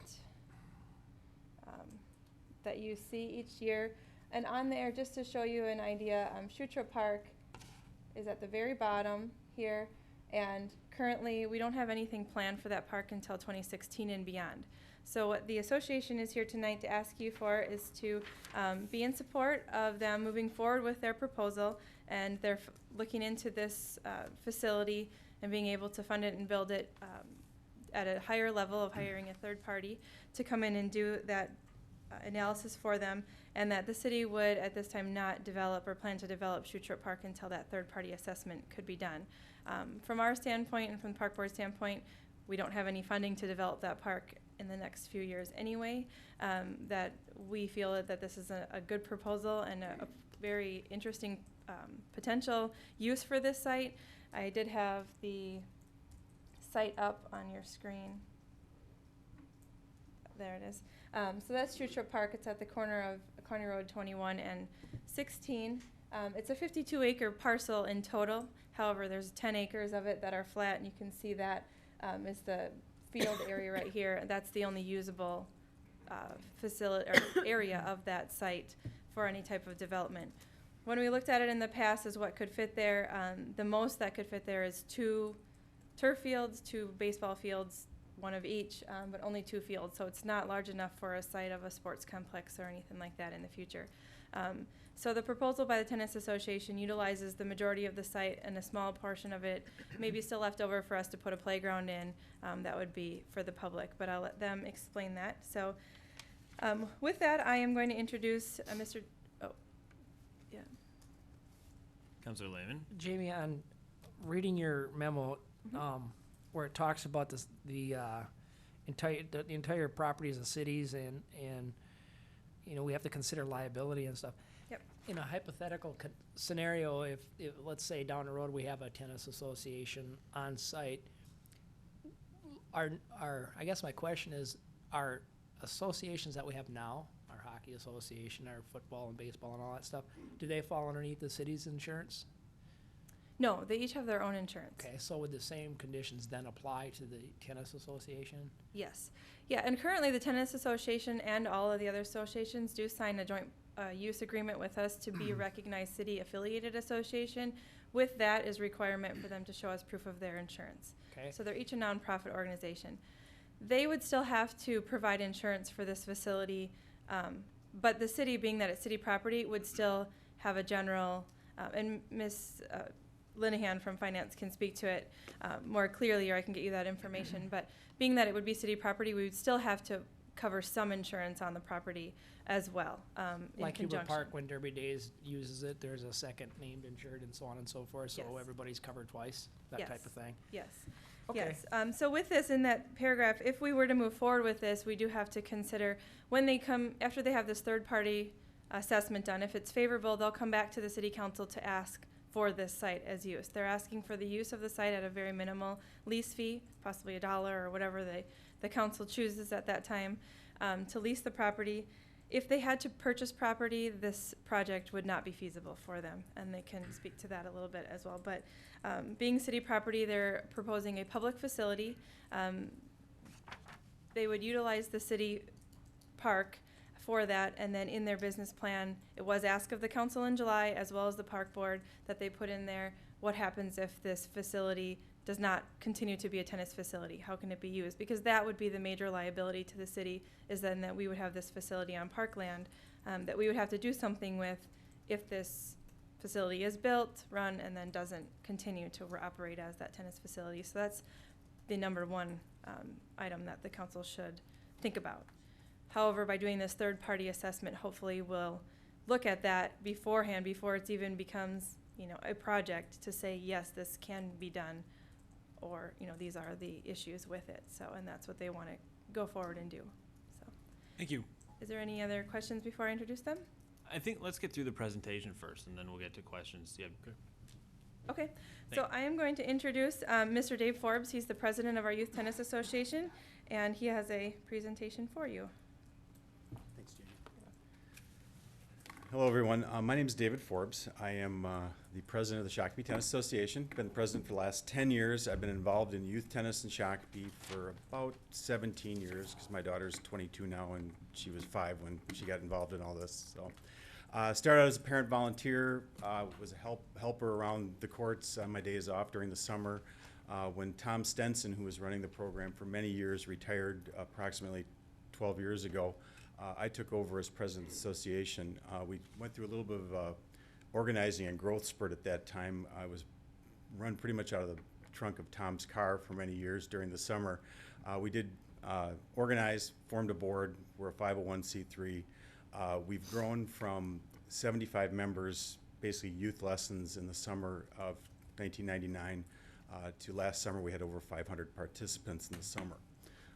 We have the largest youth junior team tennis program in the state of Minnesota, North Dakota, and South Dakota. Our 14 and under team in 2011 took 7th in nationals in Phoenix. It's been a really growing program. We've gone from basically running as a high school kid employment program, running lessons all summer, to have paid staff, certified professionals on staff in the summertime. But it's a summer program. We've got this gigantic program that runs from the Monday after school lets out until about the end of July, and then we say, sorry, we're an outdoor program, see you kids, and we've got these 500 kids that go, where do we go next? And we send them off to the Lifetime Fitnesses of the world and all the other public facilities in the Twin Cities. A couple of years ago, in my, hang on, here we go. A couple of years ago, I started spending a lot of time in and out of a facility up near the airport called the Fred Wells Tennis and Education Center. They're kind of an interesting indoor tennis facility. Tennis is their main business, but they have a huge education component for kids and the community that it runs out of their facility. They're a nonprofit. They're funded primarily from a grant from the Fred Wells Foundation. But they do a lot of good in the community, and they incorporate tennis into it. And it's almost an ancillary way to get the community involved in a lot of their programs. Well, it seemed like it was working. They were taking a lot of kids that basically were their demographic is more of at-risk youth kids off the street, getting them off the streets and giving them supplement to their lives that they're not receiving at home. We don't have that quite same demographic here in Shakopee, but there is a community need for some other things. And we started looking at this and looked at it as a way of taking tennis and education, combining them together into somewhat of a unique facility and program. What we're looking at doing on the site in Schuttrup is basically getting a lease from the city at a very reduced rate on the land. We would self-fund and build a 8-court indoor facility with classrooms, public space facility, a pro shop, And if we could do it with the fundraising in phase 1, 8 outdoor lit courts. If not, that would be a second phase that we would approach later on in the process. 8 courts is the magic number, just to give you a little tennis education here, to be running big tournaments. We would then qualify for running the sectional tournament here in Shakopee, also Class A state for boys and girls tennis. Take things away from a couple of the other facilities and do that. We've spent the last year and a half to almost 2 years working with Jamie and the Park and Rec Advisory Board of initializing this idea and then coming up with a plan and then seeing if the plan will work in the real world based on running a business, a tennis business, to support all the other things we want to do. It does work, and I'll get to that in a little bit. I'm going to show you our findings, but what I'm asking you to do is what Jamie asked to do, is I want you to approach this with an open mind. We think it'll work. If you agree with me, we're going to hire the Tennis Association will pay to hire a third-party consultant to do a feasibility study that will prove our findings correct, or at least in a way that answers any questions we might have as a city and a community. Our mission statement is pretty basic. We provide accessible tennis education and mentorship, and the education and mentorship are a big part of our programs in the summer. Through intergenerational opportunities that empower students and athletes to be successfully, physically, emotionally, and socially on and off the tennis court. Our whole philosophy isn't to turn out Division I tennis players. If that's an ancillary product of that, great. My goal in life is if I can take every 17-year-old kid when he's 40 and he's playing the 40-70 doubles with his dad in a tournament, we've succeeded. And I want to see them play it as a lifetime sport and something that is socially active. You know, it's a sport that we have. Do we have the 90 and over group now, Christine? This is Christine Nichols from the USTA. She's been helping us with a lot of this. We actually have a USTA tournament division for 90 and over now. So, anyway, this is. Jamie showed you the aerial of the site as it sits now. This is what it's going to look like in 2016 if everything comes true. Basically, what you're seeing there is along the back side of the fence the tree line is the 8 indoor courts. They're positioned along there. The 8 outdoor courts, if you see they're at a little bit of an angle, here in the northern hemisphere, outdoor courts have to be situated north-south. So that's why they're angled north-south. The indoor, it doesn't matter as much. With an indoor facility with classrooms, some simple locker rooms, and some community space and a pro shop. The courts you see on the north there are, the USTA put them in, those are what we call 10 and under courts, for the short courts for the smaller kids now. That will be phase 3 basically if it all goes well. Quick look at the building, Amcon Construction, we asked them just to give us a what if, and they drew us up a real quick plan for this. Fairly simple building that would work. Give you an updated timeline on what we're going to do. Basically, starting last summer, we got together, we put together a demographic study. We reviewed existing facilities around the Twin Cities. And when I say existing facilities, I mean public facilities. Lifetime Fitness is the 800-pound gorilla in the room for tennis in the Twin Cities. They own almost all of the private indoor courts in the Twin Cities, the closest to us being the former flagship facility in Eden Prairie. But public facilities are severely lacking in the South Metro. There's a public facility in Minnetonka called Williston. There's the Fred Wells facility, which is near the airport. There's Reed Sweat, which is off of Nicollet Avenue on 35W, and Baseline Tennis Center, which is at the University of Minnesota. Nothing really south of 494 or west of 35W that is public that people can use. We do send a lot of our kids off to Williston and Fred Wells for the winter, and it's 25 miles each way for their parents to drive them. Our existing programming, like I said, we say bye at the end of the summer, and we'll see you when registration starts on March 1st for the next summer. We're losing a lot of kids skill-wise that way, but we're also losing a whole market of kids that aren't otherwise doing wintertime sports that we could probably occupy them playing tennis in the winter. We've over the last year we did the internal review. We've interviewed and gotten some information from 3 separate outside consultants, and if you agree with us, we're going to go forward. as a group, our steering committee will pick an outside consultant, and then we'll be sharing that information about 6 months from now with you. The design phase of this, the USTA has a design staff at USTA National that helps us with design and then gives us all the technical advice for it. They do that free of charge to us, and so as a cost-saving advantage. And then, obviously, the building would be done by a commercial construction firm. We look at probably the preliminary study going out about 6 months. Once it's approved and it looks like it will work, our plan is to pay for it through fundraising, a capital campaign. We're not asking for any money from the city other than the land. The business itself will sustain itself, assuming we have very little mortgage on the property, and it's a nonprofit on public land. I've been in discussions with a couple of professional fundraising companies, and while they say it's a large amount that we want to raise, it's not insurmountable, and for what we want to do, they think it will be not an impossible, but actually a doable task. A couple of components of our business. As our statement denotes, our mission statement denotes, education is a big part of this.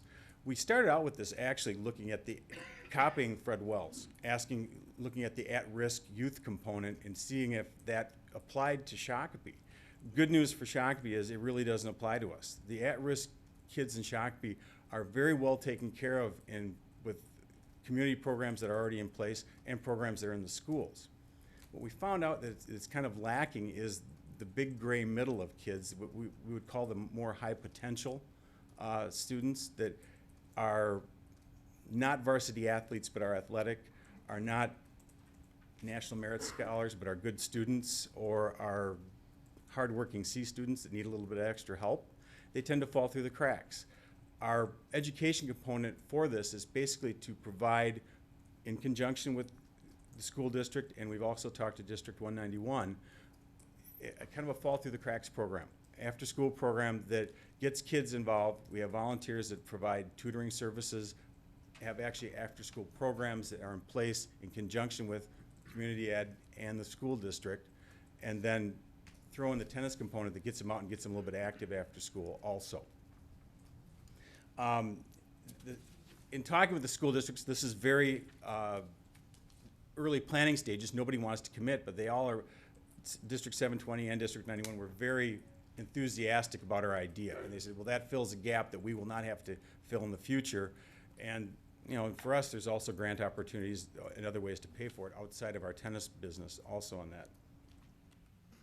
A big part of tennis is daytime tennis, which is league play. And the way a tennis facility works is it opens about 7 in the morning.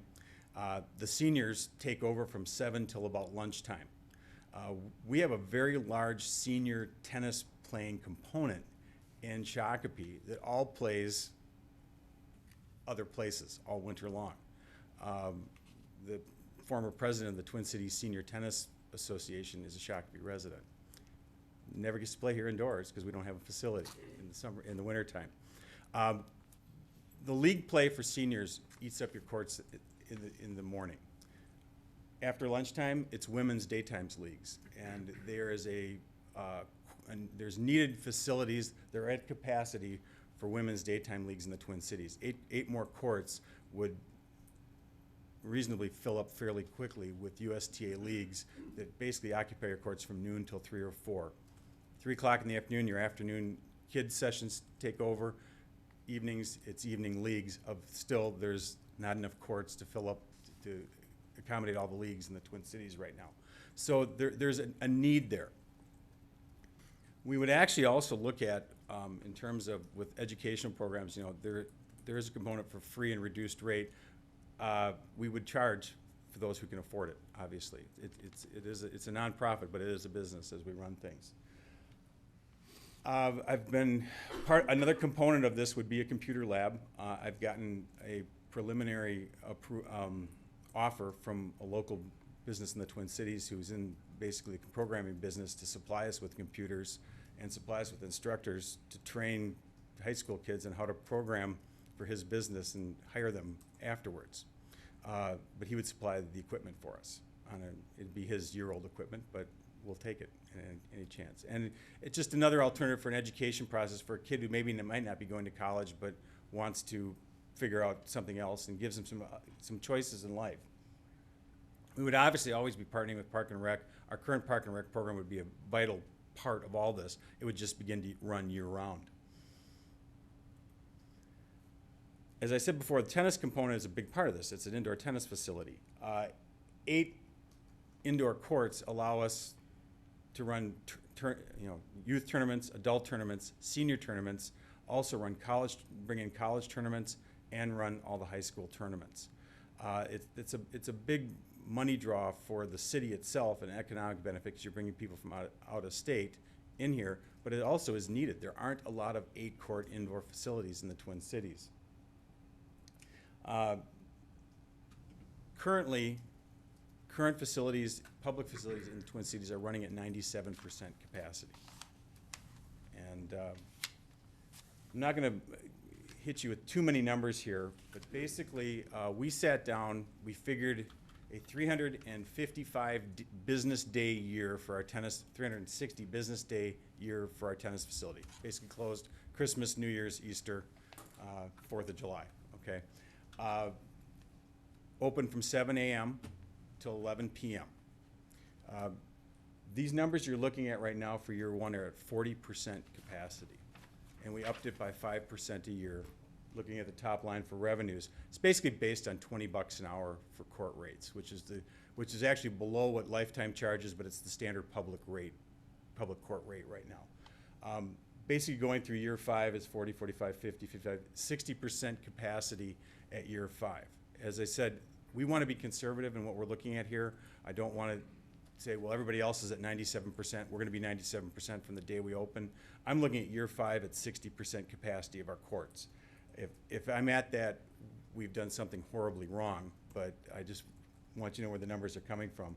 Expenses, I'm giving you just 30,000-foot top-down numbers here. Expenses are based on hiring tennis professionals, staff, and everything else we need for that. So if you look at our operating income, we show a little bit of a deficit at 40% capacity, going out to at 60% capacity in year 5 of $43,000 a year.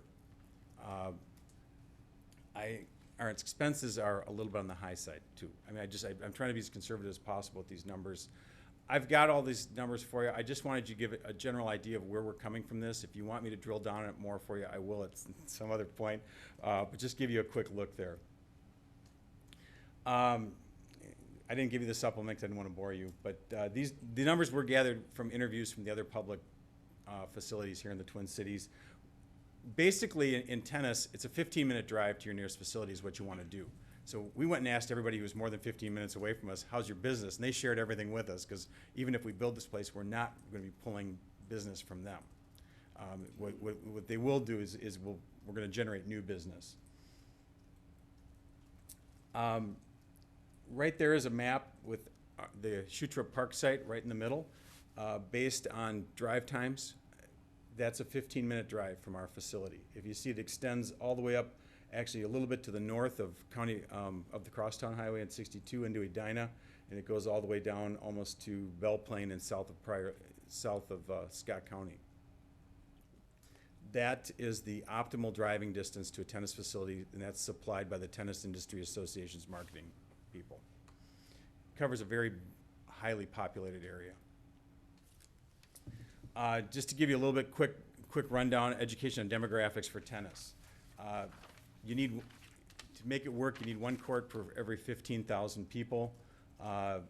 Right now, our site, and the MRVTEC, just so you know, it's Minnesota River Valley Tennis Education Center. We came up with that just because we haven't had naming rights yet. So anyway, our site has our site has 260,000 people within that 15-minute drive.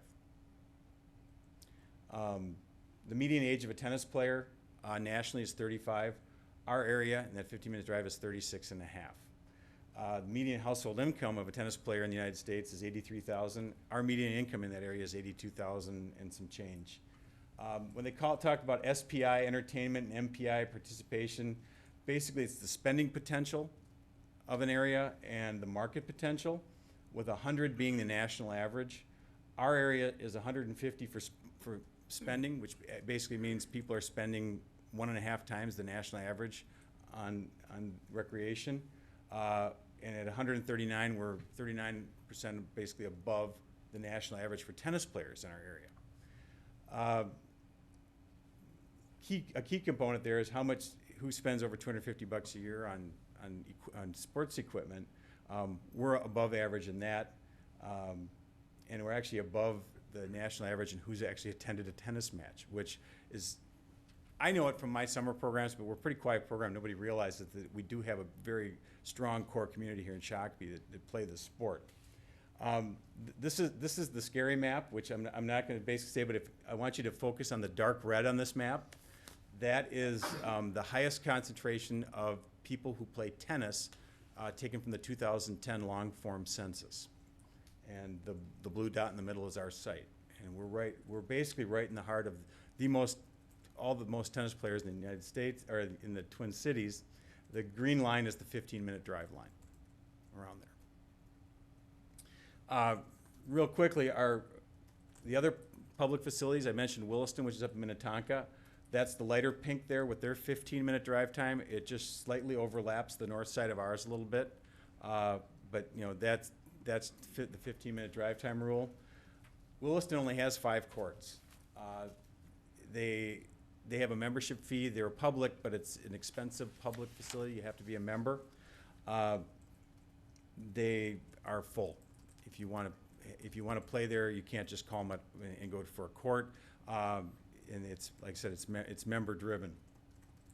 Fred Wells is the one who I discussed that we're copying, at least in our educational piece of all this.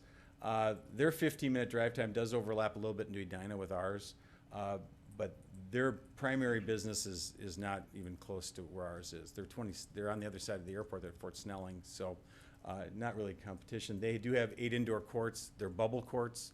They pull the bubbles off in the summertime and make them outdoor courts in the summertime. It's a very large maintenance expense for them, as they do have a patron fee. They have patrons that reduce the cost, but it is a true public facility. If you want to go up there and play, call them up. They have an open court. You can go play, and I believe it's $22, or as long as you can get a court.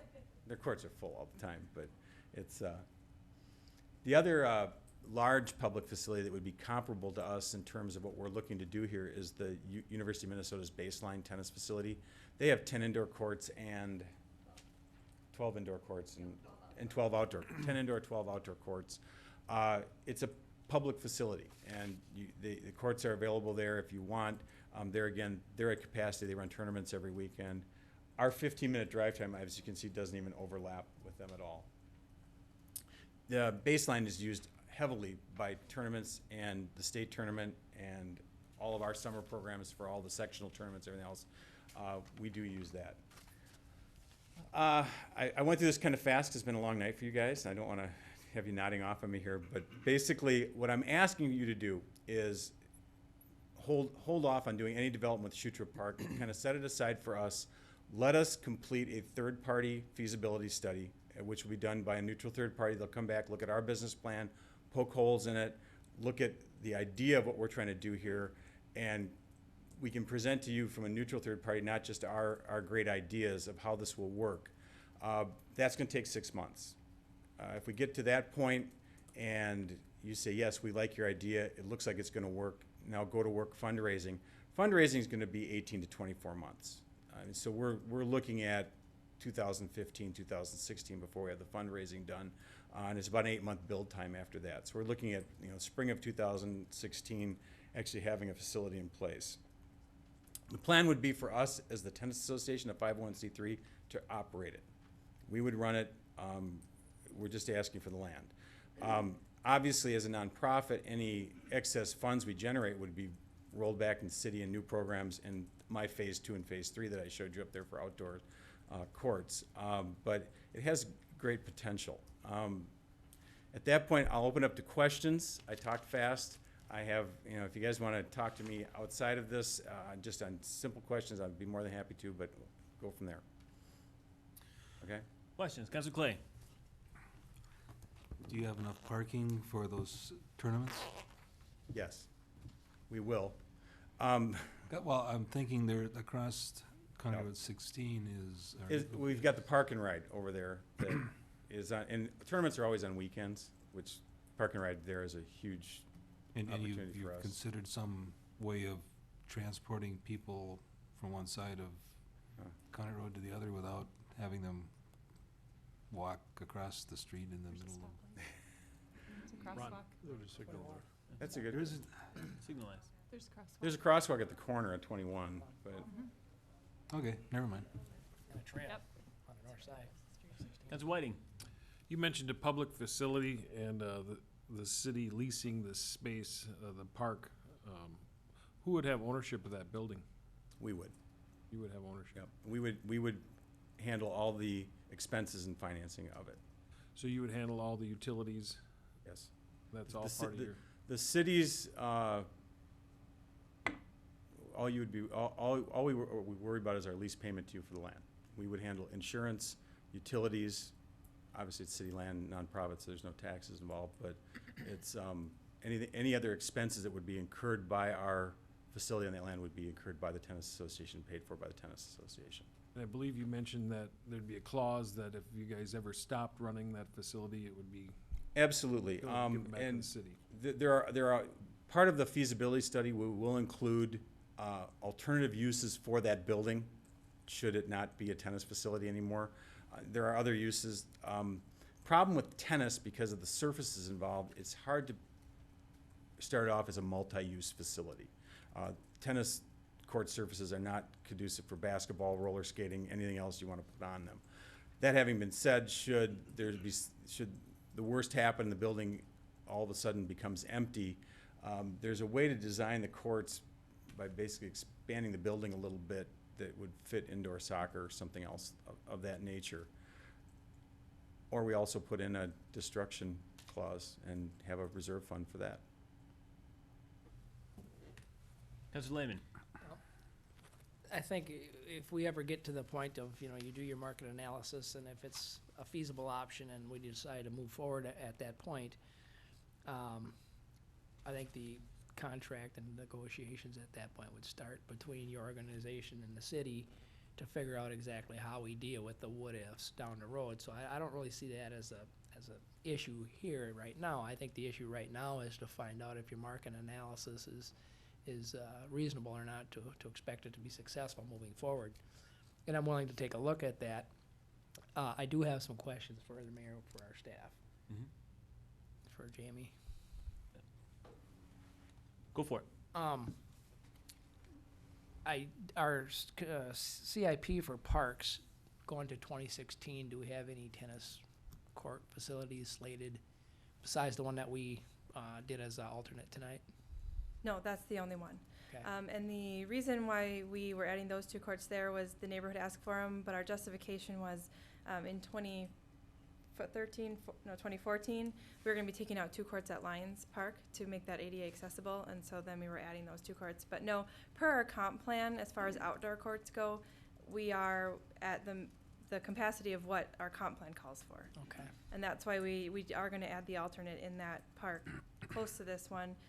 Because as we've talked with the tennis association, there is the potential, if this gets built, maybe two of those outdoor courts aren't lit and become completely open to the public, and the other ones, or we add two courts to that in the future for the Well, and I public. wouldn't want to build a bunch of courts in town trying to No. compete away from you and try to steer our users to the facility to make it successful. Yep. So in our park comp plan, what do we have slated for Shoe Trip Park and in what year?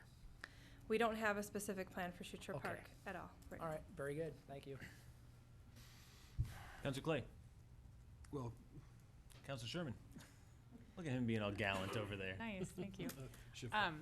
I just want to applaud the association and the plan and the innovation and thought behind it, as well as the partnership with a national organization and trying to determine the resources.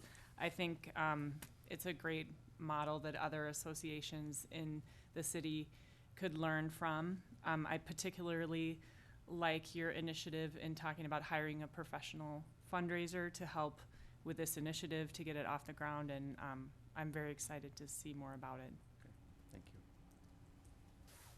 you. Me? Yes. Tell me just a little bit more about the fundraising aspect. I mean, what's the incentive for me to donate money to this, other than my generous goodwill? You're 90, that gal will teach you how to play tennis. Okay, I'm sold. Actually, the whole philosophy behind this is as a community center, not to replace our community center, but as a alternative in the sense of that our programs and the education component are somewhat unique and not tried elsewhere, that it gives the opportunity to show how you can have a joint quasi-public-private partnership, basically enriches the community, enriches youth and everything else. Speaking with a couple of the professionals that do this kind of fundraising, it's they get excited about the potential we have to have a unique program that way, and that's what will get the big name donors excited about this. Is it's an education process or an education program that hasn't been tried anywhere else, and Fred Wells has had great success with it on a smaller scale. They were the tennis facility of the year for the USTA 2 years ago because of those programs. I'm just thinking at a bigger scale of encompassing more than at risk, but also having something where it is a true community-based education athletic partnership. The sales pitch on that is basically as a community. There are large capital campaign donors that are willing to be involved with education and health, which is what this is. And so that would be at least preliminary how we would look at the marketing of it. Please. This is, again, Christine Nichols from the USTA. I'll give two kind of examples of other communities that are going through this. And the scope of the project, they're talking, what, 5 million? 4 or 5? I mean, that's a big project. It's not going to be going around the neighborhood or doing bake sales, right? So Sioux Falls is going through the exact same thing right now. They have a $3.5 million 7-court facility. They partnered with Sanford Health. They're putting in a big athletic complex. They have raised just under $1 million currently through private donations. And the great thing is that they were endorsed by the chamber to be the chamber project of the year, where now no one else can solicit the businesses. It's the tennis education center's time to go around. So local support, as well as partnering with organizations like Sanford Health and those larger donors that can come in, has been huge. Grand Forks is another one. They just this past fall opened a 6-court indoor. And they have 6 courts outdoor, and they partner with Choice Health. So it's Choice Health and Fitness. They actually have more of a fitness center attached along to it. So they are going to have to go through the process, see what type of large donors are available. I think it's pretty incredible that they're not here asking for money, especially of a project this size that's going to have the community impact that it will have. I think just and when you look at the Reed Sweat Family Tennis Center in Minneapolis and the Fred Wells Tennis and Education Center, both of those were given, I think, $1 leases from the city. When you have to pay the building costs, as Jamie said beforehand, you can't really make money as a tennis facility. But when you have those partnerships, it becomes a lot more doable. So that's what I'll add on that. I guess I do have one question. Councilor Lehman. And I apologize because I'm working through this through my mind, and sometimes it's really hard to do with my mind. But if somebody comes to our community center and wants to sign up for a program that the city offers, which is tennis or something like that, then we would collect a fee from our citizen that wants to use that service, and then would they then go to this facility, or is that yet to be determined? Well, I can answer how it's done right now. Right now, if they want to sign up for summer tennis, they come to me. They come to the Tennis Association, to our website, sign up, pay the fees that we have are associated with the products we're offering, and then we pay the city a fee based on number of users at the end of the year. It would anything that we do in relation with Park and Rec would obviously be very similar to that. And our programs would, you know, we would have our own internal programs in the tennis association, but we'd also have, like I said, partnerships with Park and Rec that would be fee generations for the city also at that point. I think all the sports associations work that same way. It's based on head count and the fee per user. Okay. Why build a building such as this? What's the advantage of that over just putting a much cheaper bubble on and that kind of thing? Why is a building necessary? Talk about bubbles a little bit? I can do, well, all right, bubbles basically, useful life's about 7 years on a bubble, if you take it down. It depends on the bubble. Okay. They're cold, they're noisy, you gotta have giant fans in them to blow them. They're, Blowing the balls all over the place with the air pressure, I suppose. exactly. Well, you know, it's just, the bubble, the two bubbles, which are Fred Wells and Reed Sweat, which are both public facilities, have been that way for many years. There haven't been any new bubble facilities built in a long time, just because the maintenance, and it's not conducive for marketing your business of what you want to, of what we're looking for here. I mean, we want to, you know, besides our own community, we want to attract tennis players who are now using Lifetime in Eden Prairie. I mean, they're going to come to our facility, are going to spend their money in Shakopee and use us instead. And are you guys going to have an offshoot pickleball association as well? Yeah, I was waiting for that. I was waiting for that question. Yeah. Please do. Sorry. My only comment, so we were at the Williston Fitness Center. They hosted our board meeting there last Monday, and it came up because we were touring their facility. And I don't know if you all have seen the blended lines. They have them at the junior high on the tennis courts. That's how we scale the game down for youth or people with limited mobility. And someone asked, well, are you going to add pickleball lines? He's like, well, actually, no, because we're at 97% capacity on our tennis courts, and just the tennis portion, not counting membership fees, makes up over a third of our revenue. So we're not going to make the tennis players upset. Like, we have such a vibrant tennis community that we aren't going to do pickleball. So the pickleball lines got added to they have like a multi-purpose basketball court area, and they're adding them to courts outdoor that aren't used by tennis players. Could you give a little pickleball primer to our? I see Councilor Lehman like, what is pickleball? No, Yeah. you said that, and I said, I oh, saw well, it. Yeah. I'm glad you don't know what it is. It actually looks pretty fun, but Yeah. Sounds not messy. on tennis It's like courts that are being tennis used. handball on a smaller scale. It's Eden Use a Prairie pickle? has. Like ping pong. No, I don't know why it's called pickleball. I have no idea why that is, but it. Somebody's dog, I think. Oh, pickles. Well, that makes the story even better. Sponsorship by Gedney. Yeah, exactly. But Eden Prairie has, they have, Mark and I saw it when we had a meeting at the Eden Prairie Community Center a few months ago. And there were tons of people there, and they are starting pickleball leagues and all sorts of stuff. And it's a active older adult focused sport, basically. Novelty. Yeah. Is that drinking? I can comment to that just a little bit too of what we're talking about with programming for Park and Rec, because it is an upcoming Park and Rec activity that's becoming very popular. And our staff has gone to a couple seminars on how to incorporate it into our community.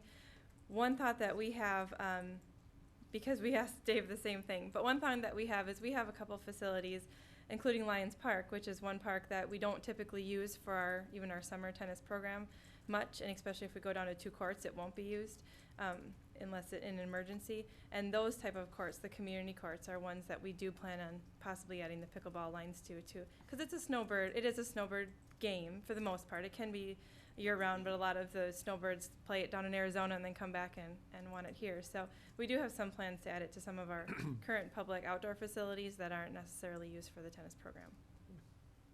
Thank you. So instead of a racket, you use your cane or what? Or walker? I'm not going to touch that one. Councilor Sherman. The only other thought that I had that I just wanted to put out there was because there is such a component of seniors in your programs, you know, I'd love to see you guys think through how that plays into education and intermingling with youth. In a perfect world, I would love to see the seniors who come at 10 a.m. and play not pickleball but tennis, and have their lunch there and hang around and help me volunteer in the afternoons for the kids. I mean, that is the real component of that, is to get them involved. I do want to incorporate a large enough public space that those who don't play tennis but want to come for the day, it's senior friendly during the day. Well, at night too, but obviously, it shifts. Mornings are seniors. But if I could get our more active seniors involved in volunteer activities in our facility, that would be perfect for what we're looking at. And especially, the intergenerational part of our mission statement of having them be involved with younger kids in a very positive way would be a huge part of that. Very good. All right, Jamie, what do you need from us this evening? The memo references a letter of intent that I haven't.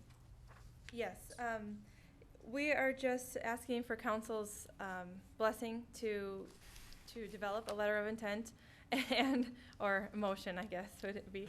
I've talked with Jim Thompson, and Sarah might be able to speak to it just a little bit, but the letter of intent it's a good faith effort on the city council's part that you are going to that we are looking at putting this facility on Schuster Park. It's nothing that's dead in stone as far as we've written over the land or anything like that, but it's just giving them, because as this time moves on and the council members change, the board members for the tennis association may change, this is just a written document that says, yep, we're not going to develop Schuster Park at this time until we hear back from this third-party feasibility study or from the tennis association that we're not moving forward with this at all. So I guess a motion from the city council to move forward with developing that letter of intent and allowing the tennis association to go ahead with that third-party assessment feasibility study.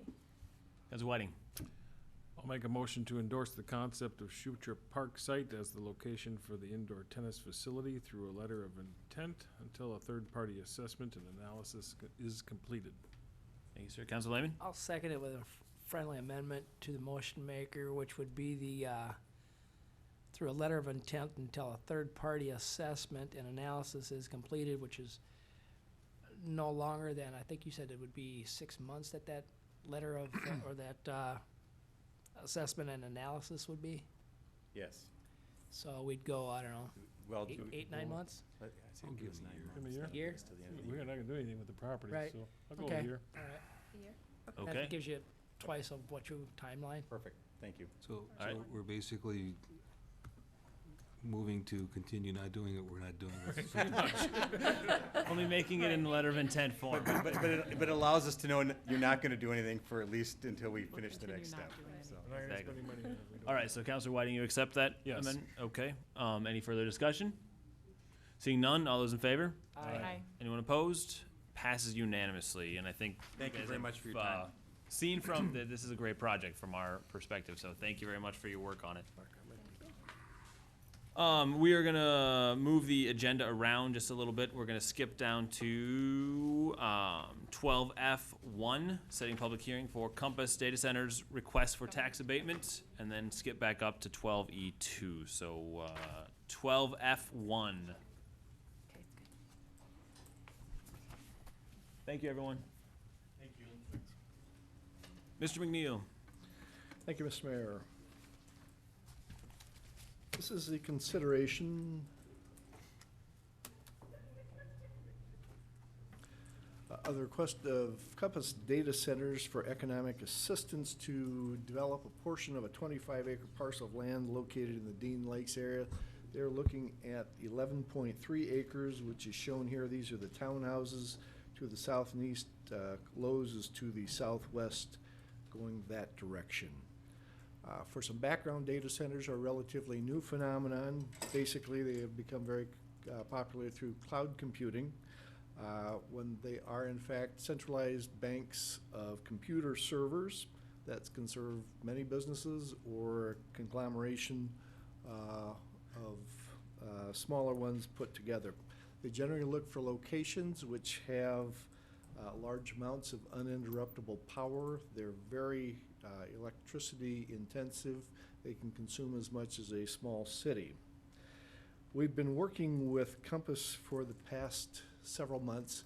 What they're proposing to do is to build 5 condo units of data centers on this particular site. This is what a single unit will look like. If you take the roof off. As you can see, a large portion of that is for the computer servers in that particular room. Security is something that is of importance to them.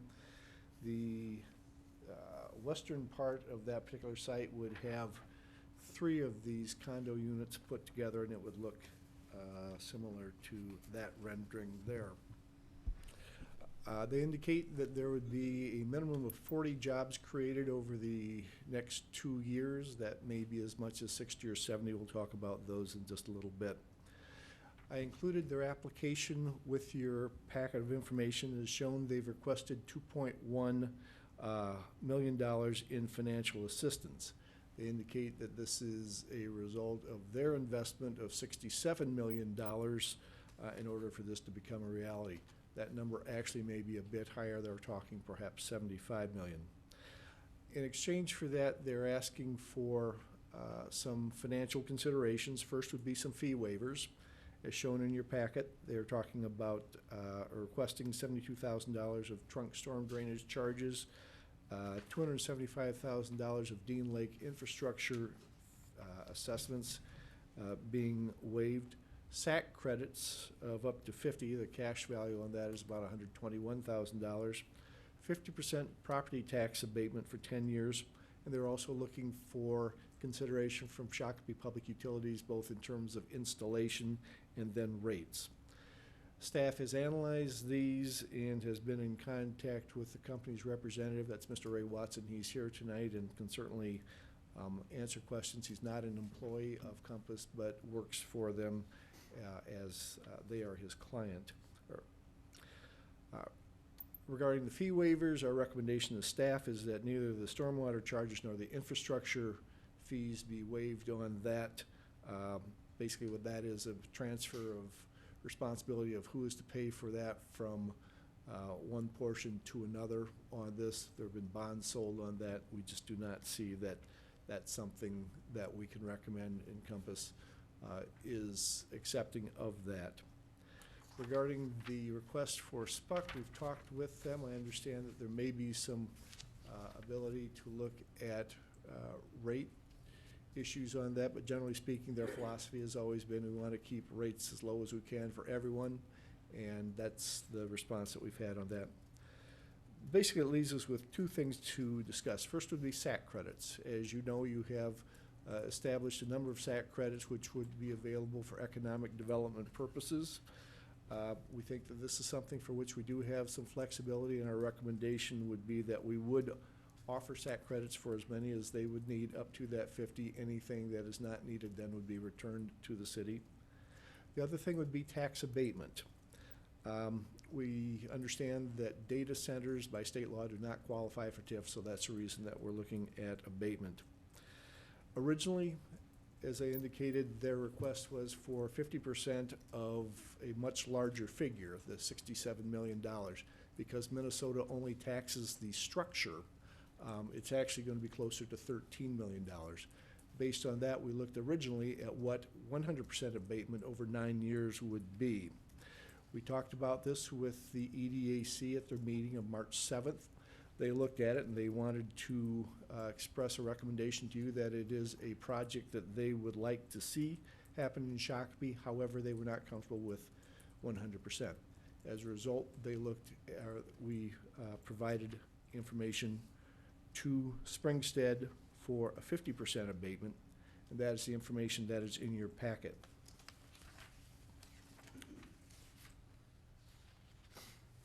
They said this would be based on $13 million of valuation. 50% of that would generate approximately over 9 years $281,000, $281,659. The county is also a possibility for that. Generally, the county looks to the city for lead on economic development issues. If they were to do that, that would be $272,173, or a total of about $554,000. Again, the county's request is something which is processed separately, and they would have to have their own public hearing for that. Legally, you could request an abatement from the school district. However, Compass is choosing not to do that. The question then relates to, is this something that you would typically want to offer public assistance for? The EDAC had a couple of concerns. One, was this the best location for this particular type of use in the middle of Dean Lakes? I've talked with Mr. Watson. He's indicated that they had looked at 6 locations in and around Shakopee. They felt that this one met their needs best by virtue of the fact, one, that it is surrounded by fiber. That's something that's very important to them. And secondly, it does have the capability of having those large amounts of electricity provided to them. The other question then is relating to the number of jobs that would be created. That was a question that the EDAC put together. The sorts of things that Compass is looking for right now would generate, as they said, a minimum of 40 jobs. There are about 25% of those as security guards. Their current rate of pay as proposed is a little less than what is our policy minimum, so there would have to be some increases on that. But otherwise, if you look at all of the jobs together, it creates an average wage of just under $68,000. So that's something that I think the EDAC felt as something for which they could feel comfortable. I will say that Greater MSP, which is the Regional Development Agency, is very strong on data centers. They like those. I asked them to provide me with their rationale for that. Basically, in this case, as we said, it was up to $75 million as a capital investment, and really would require very few public infrastructure investments. Secondly, it will require fiber and would provide for an opportunity to do some redundancy for that. It purchases huge amounts of electricity, which will benefit Shakopee Public Utilities. Again, they provide relatively high wage jobs. And then finally, the construction value for 24 months. We know that the state of Minnesota likes data centers because if for nothing else, about every 4 years they change those computer servers out. Those are subject to sales tax and generates quite a bit of that revenue for the city. So the question is this something for which you would like to call a public hearing? At this point, I'll stop and I'll answer questions. Whatever I can't answer, Mr. Watson is here to address as well. Thank you, sir. Councilor Lehman. Mr. McNeil, if I'm, what page number is that? Your back, one of your back pages here with the financing that you showed us. Second from the last, I guess. Doesn't have a number on it. In where are you at? Page 4 of the March 12th projected data center 50% tax abatement participation sheet. The Springstead? Yep. Okay.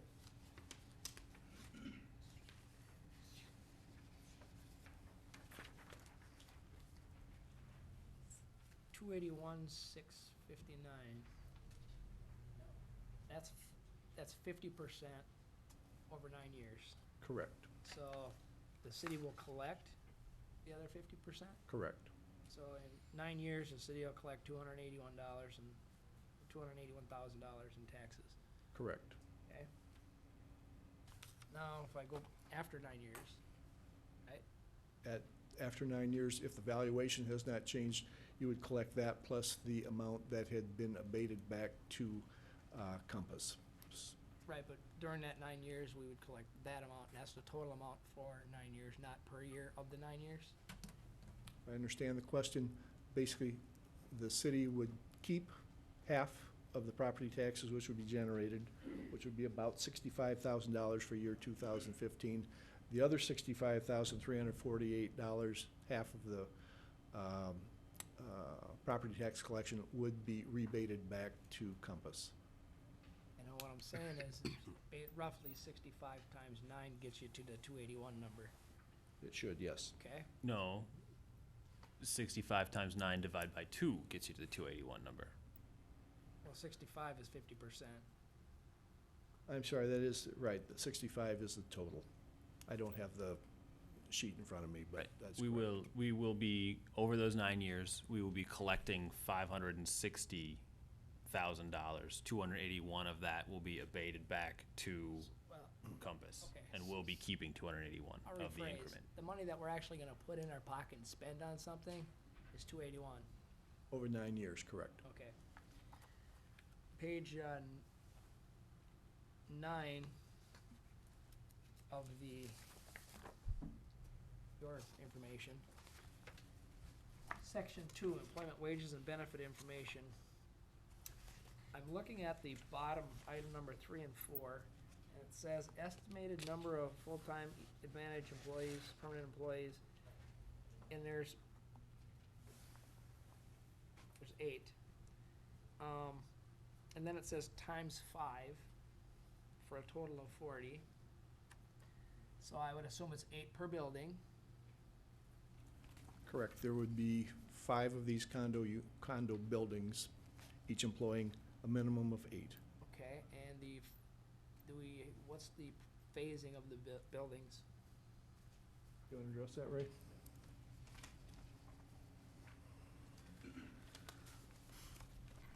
Council, Mayor, thank you for having me here tonight. The actual layout of the facilities is we would do the first phase, which is 2 of the condos in year 2013, having those up and running, and then we would do this next 40% in year 2014, and the final unit would be done in 2015. So you'd have 2 buildings in 13, 2 buildings in 14, and 1 in 15? Yes, sir.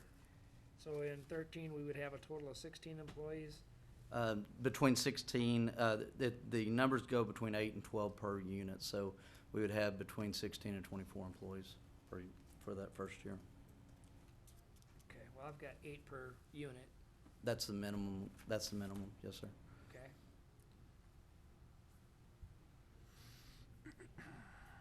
All right, that's 2 questions I had.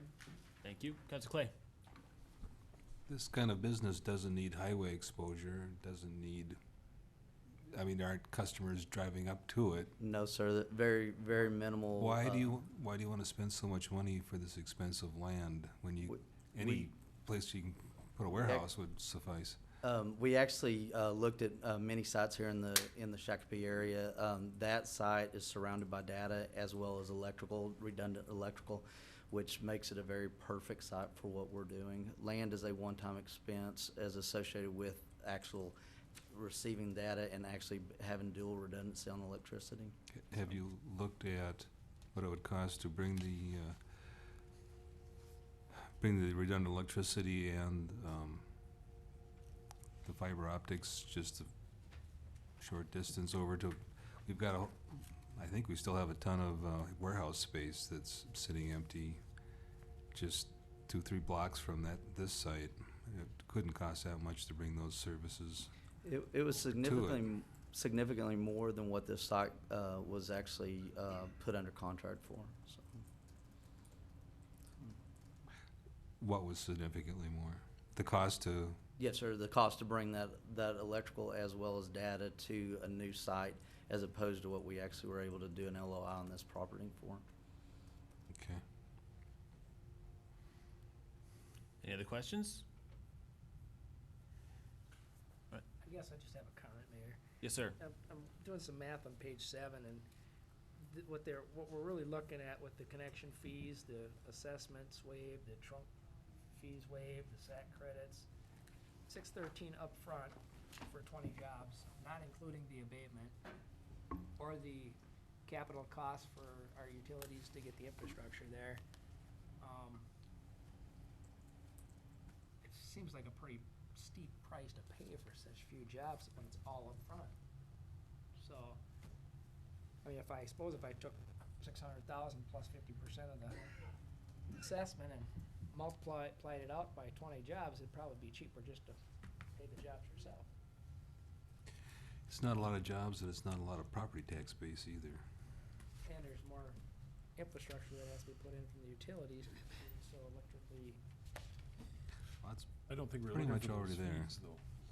What's that? I think you weren't looking at those fees that they initially were proposed. The request was for the waiver of those. What we are proposing is SAC credits for $121,000, then returning back whatever they don't use, And then the abatement, which from the city's standpoint is $281,000. If you max out your SAC credits, plus that, it's about $400,000. You divide that by the number of jobs created, add in the counties and those sorts of things, and think the figure was somewhere in the $12,000 per job.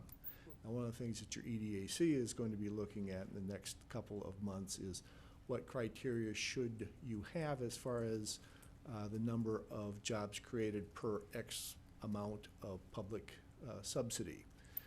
That's something that we don't have for you right now.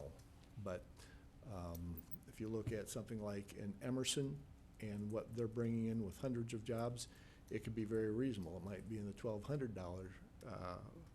range if you look at just the city's portion of it. If you look at the entire $6 million, which is the city, the county, the school district perhaps, and the state, then it gets back up into that larger figure, 5 figures per job. So that's a policy issue that at some point you're going to have to take a look at. Right now, we don't have a standard.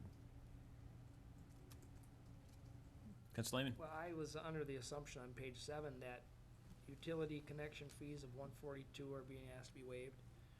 Dean Lake assessment fees $275, trunk storm water fees $72,000, SAC credits up to $50, $124,000 for a total of $613,000. Those are requested.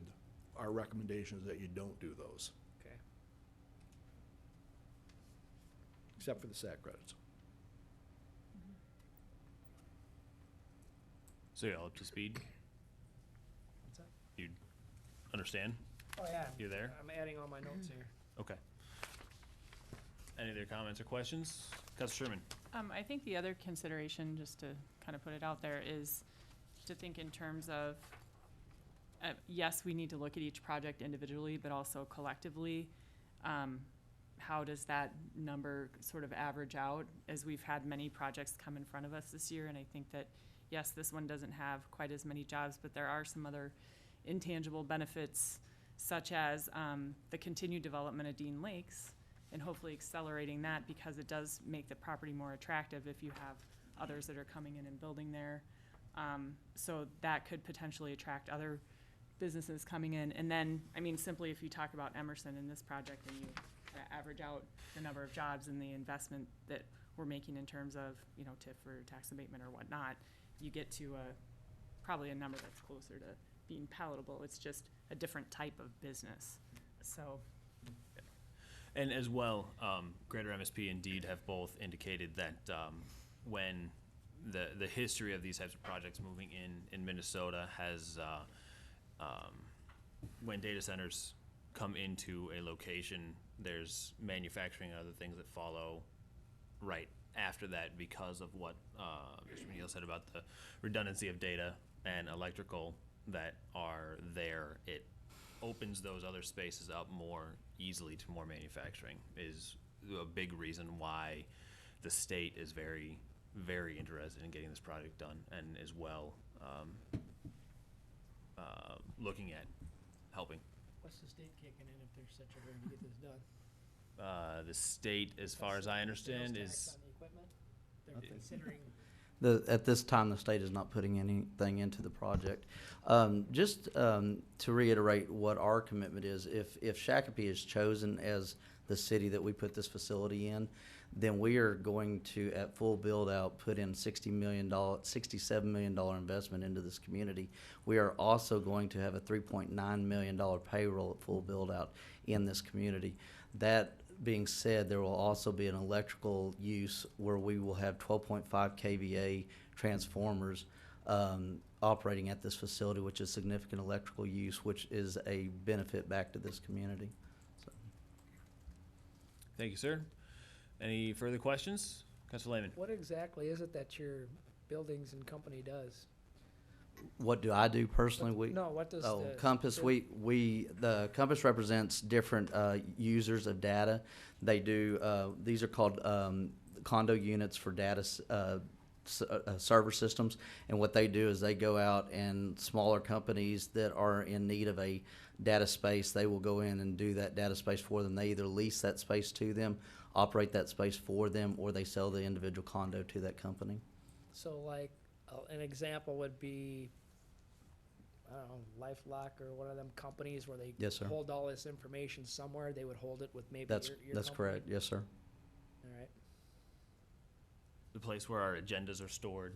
Yeah, all that stuff goes somewhere, and that's the filing cabinet. Exactly. Yes, exactly. Exactly. All right, is there a motion? What are we doing, calling for a public hearing? Yes. Councilor Whiting?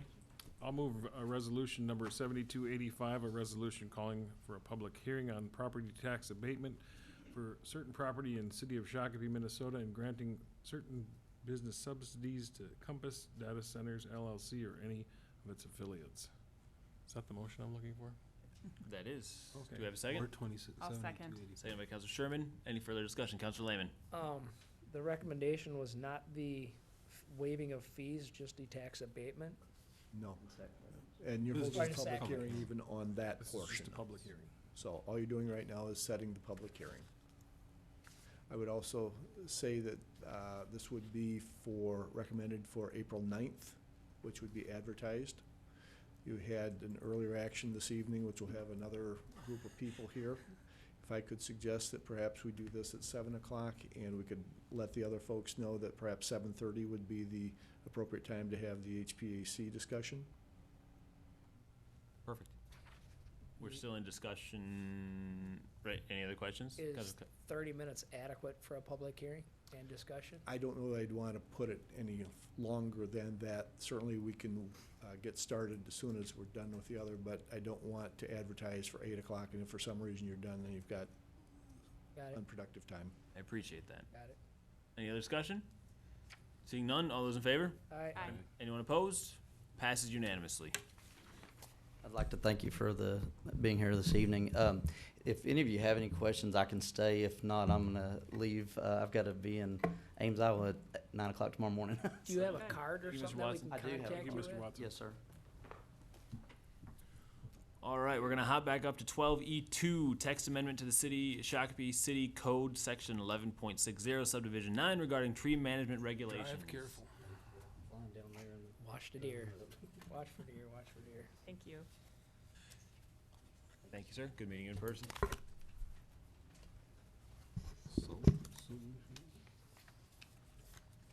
Ms. Polly.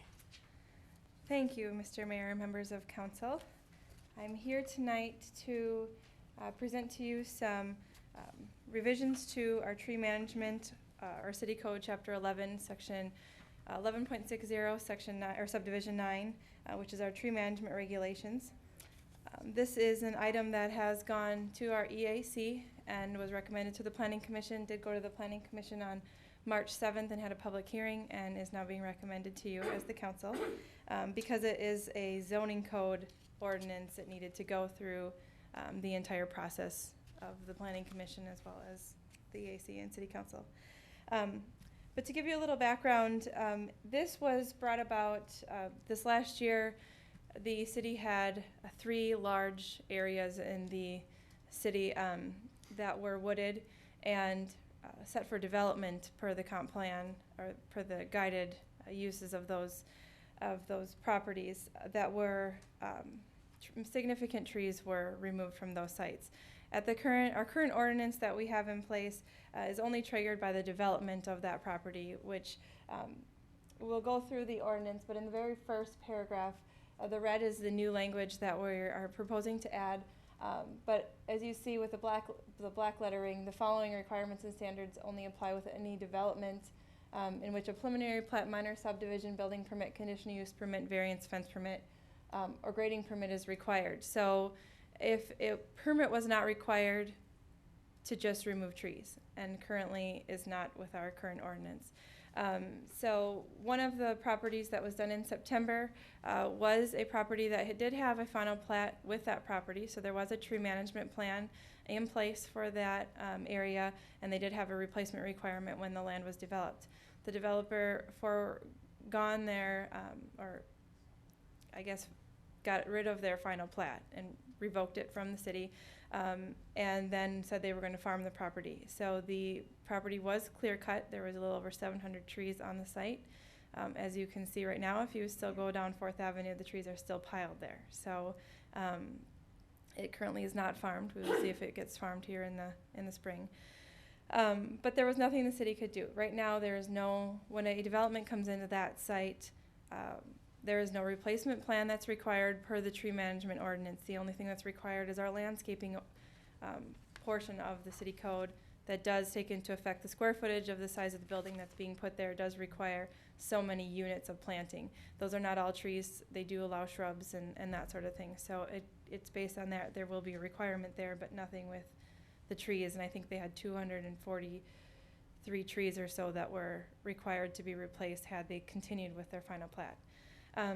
Then, as you know, it was brought forward to you back in December to put in place a tree moratorium for the current site that was being clear cut on the corner of Eagle Creek Boulevard and 83. Again, they didn't need a permit. They had a demolition permit for the house, but that did not trigger. The only thing that would have triggered is any trees that needed to be removed with that demolition permit. None of those trees had to be removed in conjunction with that, so the tree management regulations didn't cover that. So triggered us to look at this ordinance once again. Probably should have been looked at earlier last year, but we are now bringing it forward with significant changes. I did go through and before it was gone to the EAC, we did look at a couple of different community ordinances to get ideas of what area communities do. Specifically, we looked at Prior Lake and Eden Prairie is where we based a lot of our recommendations off of. And actually, those are the two cities that this was revised in 2008 also from what the tree management regulations were before that, and those were the cities that it was based, or Prior Lake was the main city it was based off of at that time to include additional language on how we would work with the trees in the city. So with both those cities, we found that they do regulate land alteration, and that's what our moratorium is set at right now, is any land alteration that consists of removing trees as well as moving a certain cubic yards of dirt. When we looked through this and went through it with the EAC, it was really discussed that we're concerned with the woodland management of a property. If we put in, like our current moratorium states that, I have it here somewhere, that if we move 400 yards of cubic dirt, then that would trigger that land alteration permit is what the city of Eden Prairie would do. We took the grading part out of it because we already have a grading permit that has regulations of how that's triggered. So in our language here, we are talking about woodland alteration, only the woodland part of it. So I'm going to just skip ahead real quick to the definition on the next page of the woodland alteration itself. It's very similar to what's in that moratorium, which you saw, except for you'll see what's been taken out.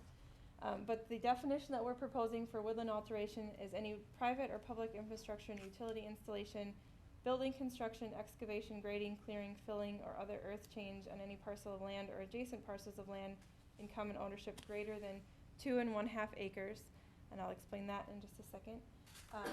In size, where any cutting, removal, or killing of more than 10% of the significant trees on any such parcel of land will occur.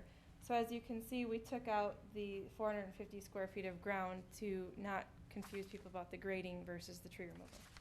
Then as you see down below, the significant tree was our current tree definition. We just added the word significant to make it clear of what we're talking about. We're not talking about any tree. We're actually talking about a significant tree that's a woody plant species or deciduous with a diameter of 6 inches or greater at diameter at breast height, or a coniferous tree whose height is 12 feet or greater. So that hasn't changed other than the word significant. We're just making that a little clearer.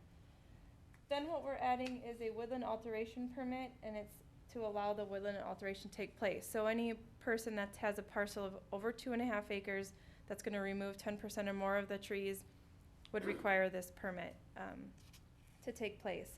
And what our thoughts are now, and this will be worked through with City Council as well, but what our thoughts are now is to take our current tree planting permit that we have in place and revise that to be a tree planting tree alteration or woodland alteration permit that would include planting and removal. So just a sample of it, and I will be bringing this forward because we'll be talking about whether or not there's fees required with it and how we do that. But this is based off of our current permit now, but also how Eden Prairie has theirs. Basically, we have the planting portion of what they'll be planting and then the removal portion, very similar to what both Eden Prairie and Prior Lake have that people have to fill out. Right now, our current planting permit is free. That's what we'll have to set in our fee schedule if we do a fee for the removal or the woodland alteration side of it. And the back of the permit, this is just a sample of the permit, but is exact same of what we currently have with our tree planting permit, with just a few, I think one section added for the removal language. So that's something you'll see at a further date of development, but we do have it in place there. So going through the definitions, we changed the definition of applicant to any person submitting an application for woodland management alteration, just keeping it simple because it's not, it was a developer before. This is now not just a development. It's anybody on 2.5 acres or more. And 2.5 acres was recommended by the EAC, supported by the Planning Commission, because they wanted to try to keep the common resident of the city out of this requirement. And there are 2 sections in the city, one off of Wood Duck Trail or in that area, on the southern part of the city, and then the southeastern part of the city up on County Road 18 in the Horizon Drive area, where a lot of those lots are that 2.5 acres. A few of them are over 2.5 acres. The biggest lots, I think, are 3 acres that are within the city. So it still could trigger a few of those of our residents here, but the majority of the city residents would not be required or would not fall under this ordinance. So anybody with a common lot, 1/4 acre lot that's wanting to remove a tree would not have to this would not be triggered for them. So that was the intent of raising it from the 1 acre that was in the moratorium to the 2.5 acres. Then going through, really quick under the heritage tree, and there's some changes with our heritage tree language further on in the ordinance. But one thing that was recommended is take out deciduous tree. We do have some large 24-inch or greater pines that are out there, white pines, red pines, that we feel possibly could be considered the heritage tree, not just necessarily a deciduous tree. So that was added. And then we also added a line here that it's a species not listed on our undesirable species list, which we do have on our city website.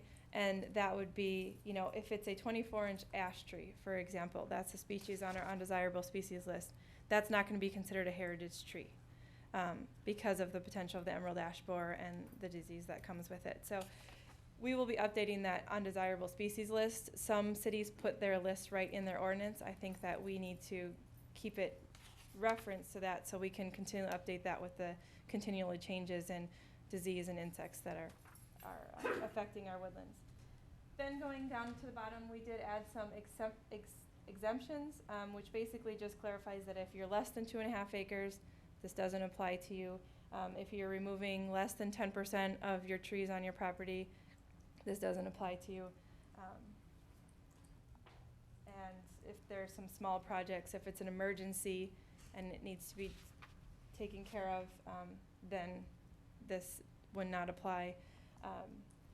One thing we had on here, projects that were undertaken by the city, we typically do follow the regulations, and this was something that we got from a different city, but it was recommended that that be taken out by both boards. So that's something that we will continue to follow our ordinance when we do our projects. We do now, so it's not an issue that that's taken out. Then, as I said, the 2.5 acres, then the majority of the changes in the ordinance are just adding that significant tree so that it's a little clearer. Then the next change goes down to item D under tree preservation requirements. Basically, this section has to deal with our heritage trees. I'm going to back up for 1 second. Our whole ordinance that we have in place right now is not a tree preservation ordinance. It's a tree management ordinance. So the only thing in our current ordinance that says people cannot cut down is heritage trees. It currently says that by no means can they be cut down. Well, we have allowed them to be cut down on a request basis. But our regulations that we currently have in place have not told a developer or a large landowner that they could not cut down the trees. What it does is it requires a replacement to the amount of trees cut down. That's the same here. And now this section makes it even a little bit more lenient in that we're not saying that you have to keep heritage trees, because we found in the last 2 developments that if we want development to be there, but we want the heritage trees to be there, there needs to be a compromise that if, like for instance, in the residential development on the corner of 17 and 78, if we would have required all of the heritage trees in that section to be kept, we would have lost 10 lots. So we made a agreement, they made a request to the city council, or to the EAC, to the city council, to make a change in that and to allow some of those trees to come down, and we required an additional replacement for those trees to come down in order for those lots to fit in. So this now basically goes along with what we did for that development, is that they must make every effort possible to try to keep those larger trees. They are gonna get a credit if they do keep the trees. They'll get a 2-tree or whatever is set, but what's recommended is 2-tree replacement for every heritage tree that they keep. So, and then the next one is if a heritage tree has to be removed, then they're required to replace it with 3 trees, and that's exactly what we did at that development that I just referenced. So basically, the heritage trees can be taken down. It would just be either you get a credit if you keep them, or you have a additional requirement. Then the rest of the ordinance is not changed there. We did put a timeline in that trees shall be planted. Oh, I'm sorry, I forgot to make this change. Trees shall be planted, oh wait, no, I did that. Not more than 18 months from the date of final approval. So they need to be planted within that 18 months. It said something else before, so. Planted within 18 months of the requirement, or they can do an extension in writing. So what we don't want is the trees to be planted on all residential lots if the houses aren't there. So then in that case, we could do an extension of when those trees have to be planted if the housing development isn't done within that 18 months. So right now, there is no timeline on when they need to be installed. Under F, that was added in there because that was in our, it got deleted somehow when it was, this was revised in '08, so that just makes that section clear, or that item clear. Then we get to the unauthorized significant tree removal. We tried to clarify that a little bit, and we dealt with this currently on our last removal, is if the trees are not there next to the stump, we don't know what trees exactly which with the stump, it's hard to measure. Our current ordinance says they're measured at diameter at breast height. Well, if the tree's not there, or you can't match it to the stump, you don't know how to measure those trees. So we measured the stumps, and then what we did this last time is we deducted a few inches as the root layer goes up. So what we're changing here is that if there's unauthorized tree removal in place, that we measure either the tree that we know is there, or we measure the stump, whichever is readily available. And if for some reason someone would go in, clear cut a site, take away all the trees, and grind the stumps within that night, and we don't have anything to measure, then there is a minimum payment available. It's a $9,000 payment. It's pretty insignificant if you take $500 for every 1 inch. What we are basing that $9,000 off of is that in our ordinance it says that if you're removing less than 2 trees on a site, which is on this next page, projects in residential building permits that removal of 2 trees or less, this doesn't count. So basically 3 trees are what triggers this requirement. At a minimum, tree that we measure is 6 inches at breast height. So a 6-inch tree at $500 an inch, which is what the payment currently is and has been, that is a $15,000 tree, or I'm sorry, no, a $3,000 tree. So if we have 3 trees as a minimum requirement, that's where we get the $9,000 from. So the minimum that we would require is that 3 trees have been removed that were 6 inches. Anything less than that, we would not have asked them to, or we would not measure. So that is a change with the unauthorized significant tree removal. In the past 10 years, we have had 2 developments in which we've had to implement the unauthorized tree removal fine. We got $56,000 from one development and another $15,000 in 2010 from another. And that was only 3 trees that they paid us $15,000 for on that development. So we have implemented it in the past. Then we just add under the financial security just at a time when it's due. Right now there's nothing that says when it's due, so now it's due at the time of recording of the plat or at the issuance of the permit.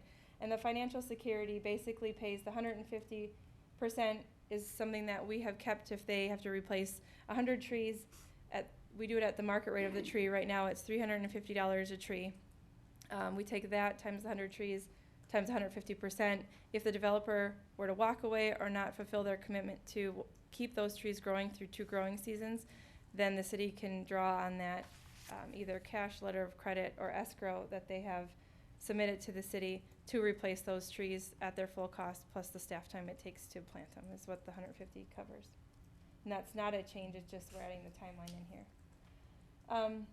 And then the very last change under miscellaneous is we added an item that says land previously planted for commercial tree farm purposes shall be subject to tree replacement requirement as determined appropriate by the city, with the maximum requirement being the current tree replacement requirements.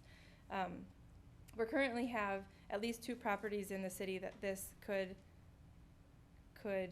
affect.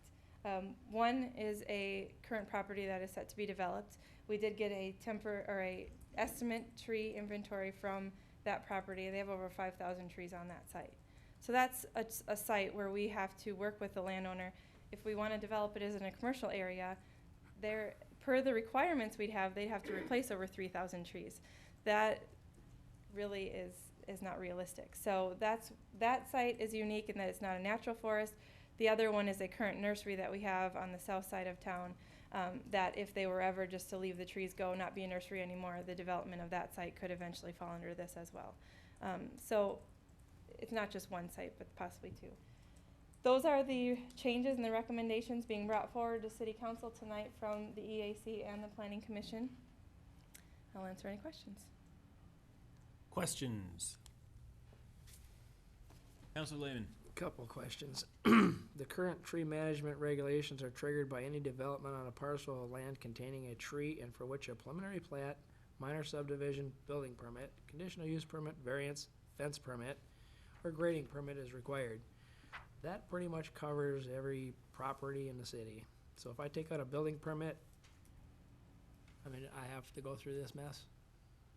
Yeah, if you take out a building permit, you have to submit a tree inventory that has the number of trees on your property, and you have to mark the ones that are being removed, and you have a replacement requirement. If you're only removing 2 trees or less, then it doesn't require it. Nope. The past tree ordinance that we passed, we specifically had this discussion because R1C in Shakopee, you don't have the option if you take 1 tree down to put 2 or 3 back up with the If no you take side 1 yard tree down, it setback. does not trigger, it's not triggered by this. You mean to tell me if I get a fence permit, I have to fill out all this information for a tree management plan? If you have more than 2 trees on your property, yes. They're yours, they're on the boulevard.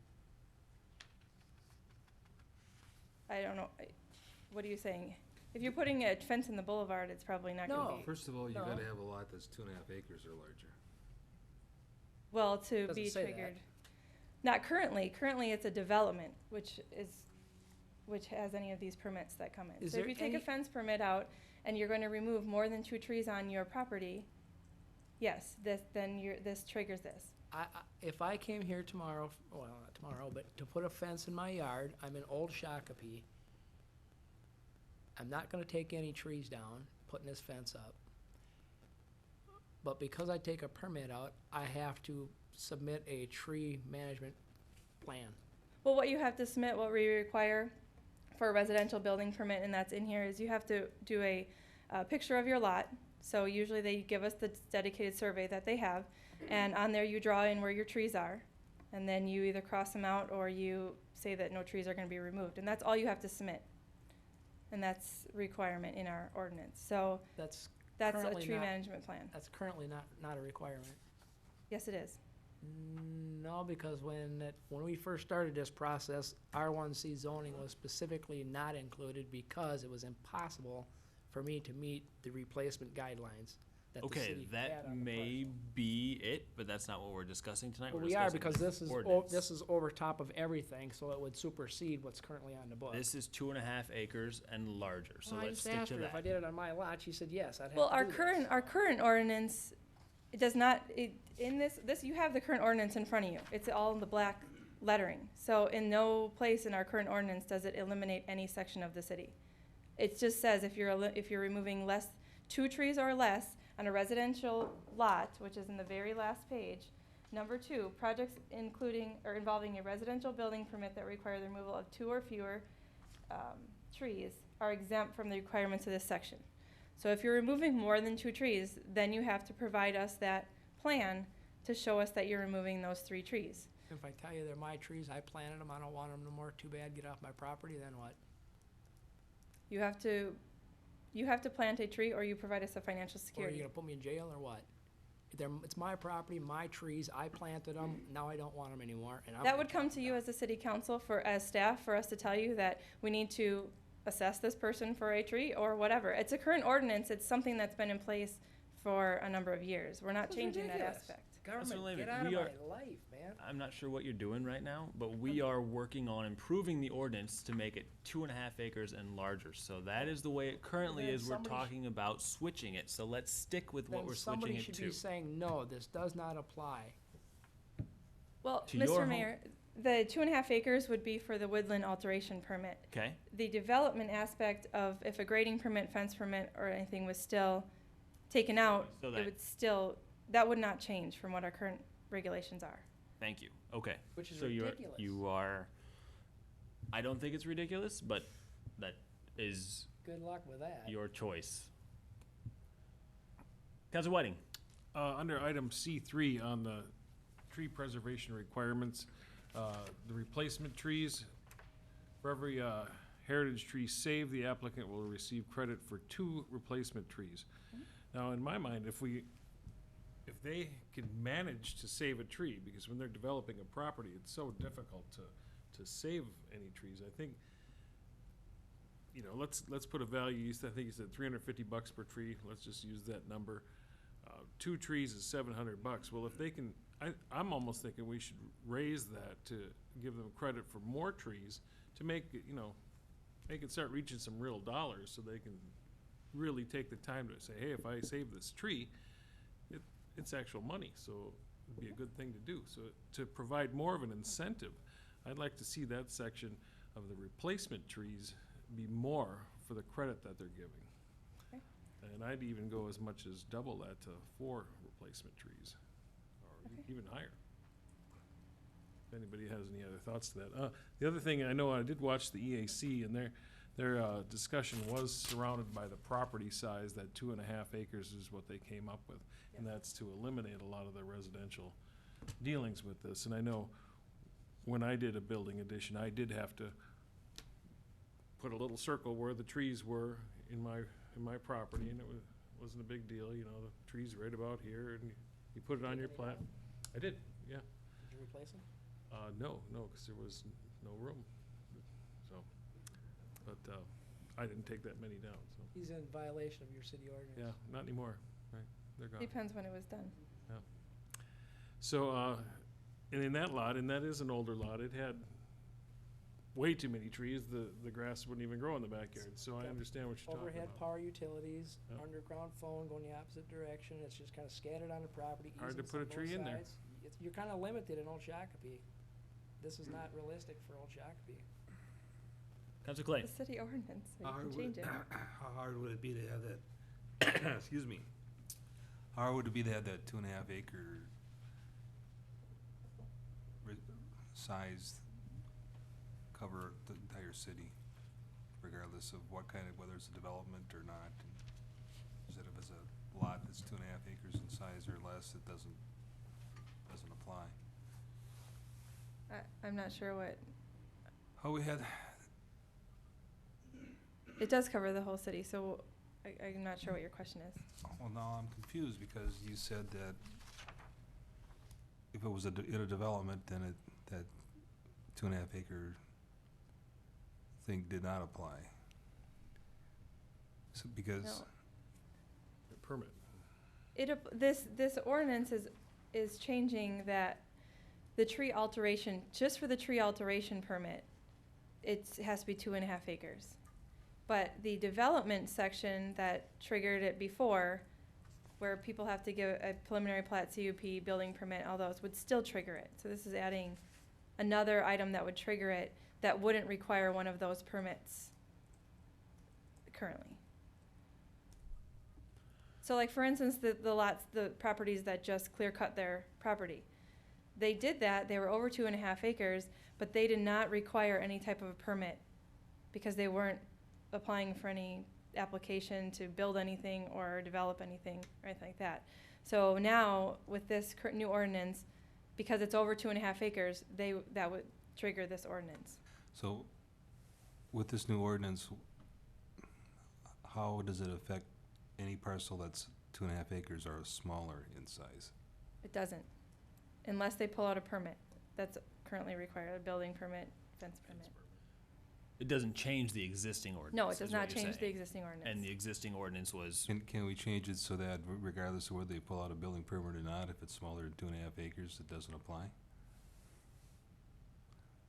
Anybody with a lot that's 2.5 acres or smaller gets off. Doesn't have to worry about it at all. You can do anything you want as far as the council, I mean. Yeah. But how does that But impact? if you have, I don't know if you have any I guess I don't know what the inventory is in the city as far as if there's any, developable lots that are for commercial, industrial, or anything that are 2.5 acres or less. If it's a development that can be developed and they have to go through the development process as before, I would say you still want that in there, but I don't know what that inventory is as far as those lots. Councilor Lehman. But a large development that was going to plat it out to smaller than 2.5 acre lots for a bunch of houses would have to submit their preliminary plat, their grading permit, so on and so forth, before them lots were created to be under 2.5 acres. They would take a 40 or an 80 acre lot and plat it, which would spark the issues before the lots were created under 2.5 acres. Right. That's not the question of it, though. The question is if it's a 40 acre lot that's being developed, that would trigger it. That's not the question of a 2.5 acre. I don't know if, what Steve's asking is if any lot in the city, whether it's a residential or developable lot, is 2.5 acres or less, then these wouldn't apply. Then it can be done. Is there, I guess Michael's not here, but is there any developed commercial open lots that are 2.5 acres or less that would require all the requirements of a CUP grading permit, that if you took that stipulation that it doesn't require the tree management plan out, would that, they still have to do all the rest? Mayor, We're not talking about individual lots. Let's go ahead and talk about commercial industrial development of under 2.5 acres. Do we really want to submit that small of a piece of property and that type of development to such onerous regulations that would probably stop it from developing? If you have an outlook for natural resources and you want to get something planted, yes. And this goes in conjunction with our landscaping requirements. So if a landscaping requirement for a building that's in your zoning code also requires 100 units to be planted, that 50% of those have to be trees, I shouldn't say I, because I'm just an employee for the city, but the tree management regulations don't require those 50 trees. If the tree management regulations are saying that they have to replace 50 trees, then that landscaping requirement meets those 50 trees. These two do not build upon each other. It's 50 trees plus the additional of what the difference is between tree management requirements, or they're one and the same. But you can't get 50 or 100 trees on an acre lot once you Then put a there's a building on it. financial security in there that they can pay, that the city would then plant the trees So you're gonna penalize elsewhere. them for developing in the city because their lot is too small to put 100 trees on That's your along with the current gas ordinance station. right now, if they can't Which is fix another it. problem with the ordinance. It's penalizing development And in that's our why it's in community. front of you, Mr. Lehman, to look at Yes, those ma'am. things. Mr. Mayor, members of the council, I have one suggestion. I don't know what you'll think of it. Another one of our Just wants cities. to go home. She can join the club. I know Mr. Lehman's concerned about the being able to plant trees on a limited amount of space, which is a valid concern. One of our other cities actually, in their tree preservation ordinance, they have it's kind of like park dedication. They have a payment in lieu of trees. So they can actually make a payment into the tree fund, and then the city actually uses that money to plant trees elsewhere within the city with that money that's been raised through that fund. I think you missed my point completely. We have that as well, Sarah. The storm came through, took down a tree in my front yard, put it on top of my house. Happened to be a city boulevard tree. They refused to, they did replace that one. But then, when they put the road in, they took the same tree out that they just planted, but they never did replace that one under their same ordinance. I took the liberty to plant my own tree, and now that I did, if I wanted to kill it because I don't like it anymore, I'm penalized for it because I planted a tree in my yard. No, Matt, if you take down one tree, Okay, you don't have to 2 replace trees, anything. sorry. Even if you take down 2 trees in a 3-to-1 replacement area, you don't replace any trees. Okay, so we've got two issues going on concurrently here. We're going to focus on one of them at a time now. We have what we have switched for our, what we really came to talk about was the beginning portion of this ordinance was to and put together the woodland alteration permit on, and correct me if I'm wrong here, Jamie, because I'm just making sure that we're recapping here. 2.5 acres or greater is where the woodland alteration permit comes into effect, so that we don't come through and clear cut without fixing the loophole, basically, that existed in our ordinance. Does anyone have an issue with that? No. Okay. Success. Is there an issue if they want to farm it? Yeah, they're not gonna get. What does that question even mean? Well, if somebody wants to Doesn't have plant a development. cornfield and they remove their trees to do so, are they protected under the state statute of farming? It's a question for her. Right to farm. Depends what zoning they're in, I would imagine. Does it need I a do not know. conditions permit? Did you hear the question? Mr. Mayor, members of the council, yes, I did hear the question. I believe they would be protected under state statute. That may be something you may want to add. I don't see that provision in the ordinance. That may be something we may want to discuss adding. Is that been something that's been discussed, Jamie? Can you repeat exactly what it The is? right to farm, switching from a right to farm state laws that allow farming to occur in places that would supersede possibly our ordinance. Am I stating that correctly? Mr. Mayor, yes, that's correct. Was that No. discussed with Jim at all? No. Okay. All right, so I suggest we discuss that portion and bring this back. Yeah, how With about, that. how about if we take a bunch of these things that we're kind of pulling up and send it back to the EDAC with, these caveats and have them kind of work through these issues? EAC. EAC that we've kind of brought up through this process. I have yet to understand what the issues are. Well, we've got, how much bearing do we want this to shackle commercial industrial development? How do we deal with the small irregular lots in R1C Old Shakopee that don't have the capacity to replace these types of trees and meet the ordinance with the drip lines and so on and so forth, and the underground utilities that one goes this way, kitty corner across the yard, and one goes overhead this way, so you're kind of limited on where you can put them if you had to replace them. And now you're gonna end up paying a financial penalty for, I don't know, maybe adding a garage to your property, which increases your market value and makes you pay more taxes. So you get to add benefit to the property, increase your value, pay more in taxes, and pay a penalty for taking your tree down to add that benefit. So I think we really need to weigh out how greedy we really want to be and how much we really want to soak people for the use of their own property, and how much do we want to stop people from benefiting us, whether it's a development, a commercial industrial development, or a residential property that wants to make an improvement that is going to get socked for $9,000 or something for not being able to replace trees because there's no place to put them because they put them where the garage is going. And the last one would be the farming issue. I agree with you on the farming issue. The rest of them, I think we need a majority of council to, are those issues that we need to go through, because the existing ordinance, I've heard zero complaints and zero issues with the existing ordinance whatsoever. I don't think it's onerous or egregious on residents in any terms. If there are ways that we can improve it, I'm all for it, but I think that it works really well the way it currently is. Do other council members have issues? Councilor Whiting? I agree. I'd be concerned with where that farming issue would affect this, but I don't see that as holding up moving this forward as presented. I would like to hear back on how that may be changed in the future to reflect that, but I don't see us not moving this forward. Okay. Councilor Sherman?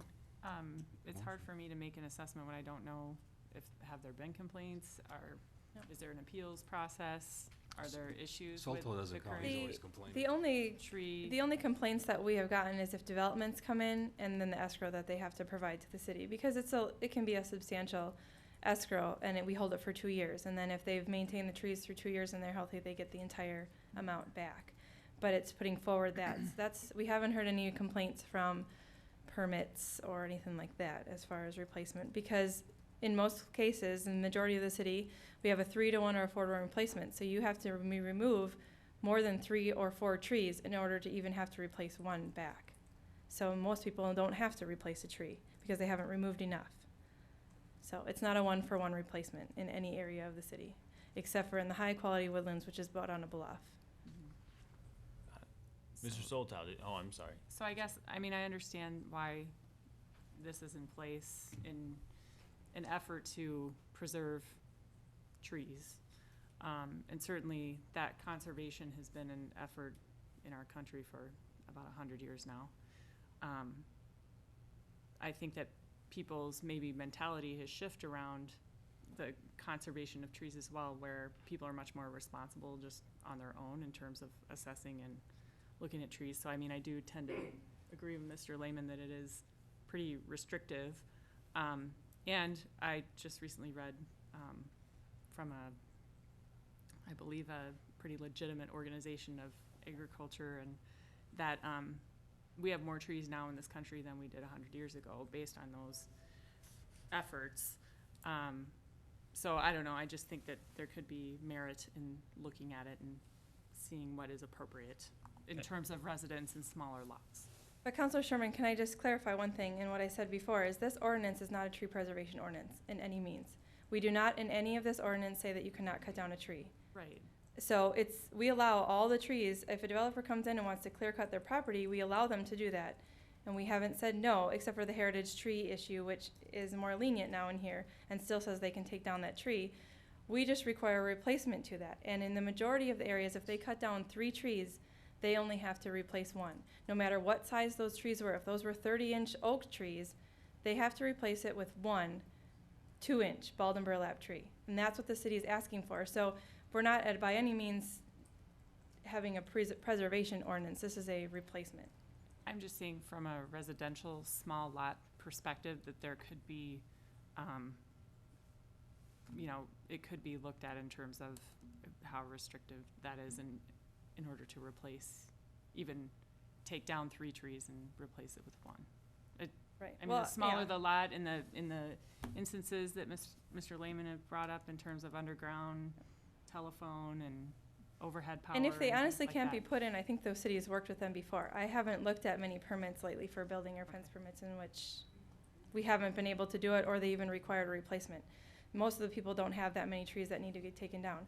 The other issue that I think that the city council needs to understand is the value of trees. And I don't have that information in front of me to tell you that if you have 1 tree in your yard, no matter what your size lot is, the savings that you have in your stormwater management fees, the savings that you have in your energy bills, which is savings to our residents. If you cut down all the trees in the area and you have enough of that, we have more stormwater retention that we need to pay for. You have higher energy costs that you need to pay for. So there's benefits to trying to have trees in the city. Now, a lot of cities have tree preservation ordinances because they're trying to preserve those large trees that are higher value to their residents. We are not that city that has that preservation ordinance in place.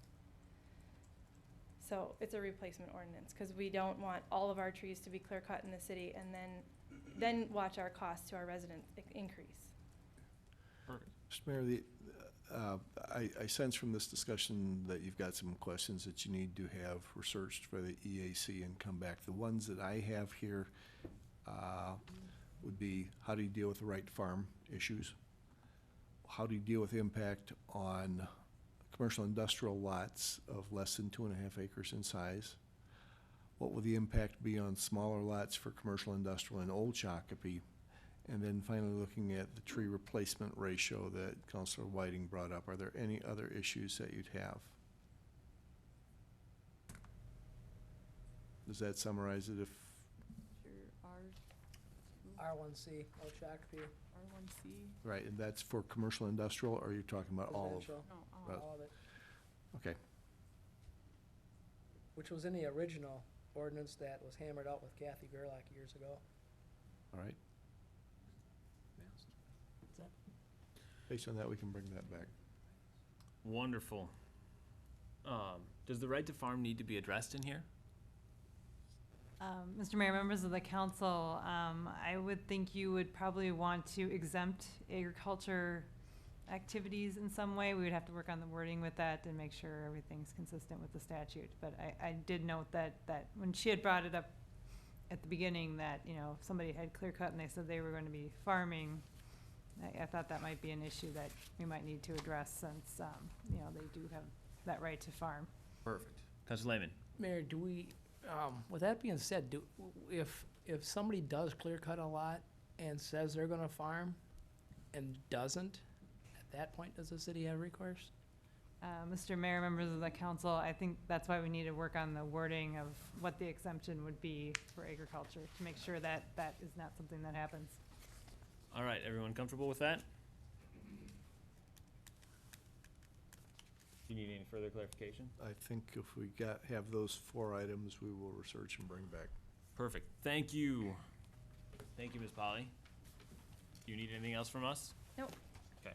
12F2, rescheduling the Lagos, formerly known as Lagos. Formerly known as, the main presenter of that is Kent Carlson, whom some of you may remember as being the developer of the Dean Lakes area. Unfortunately, he is not able to make the original April 9th meeting. Our suggestion would be the second Tuesday, May 14th at 7:00 PM. Would that work for people?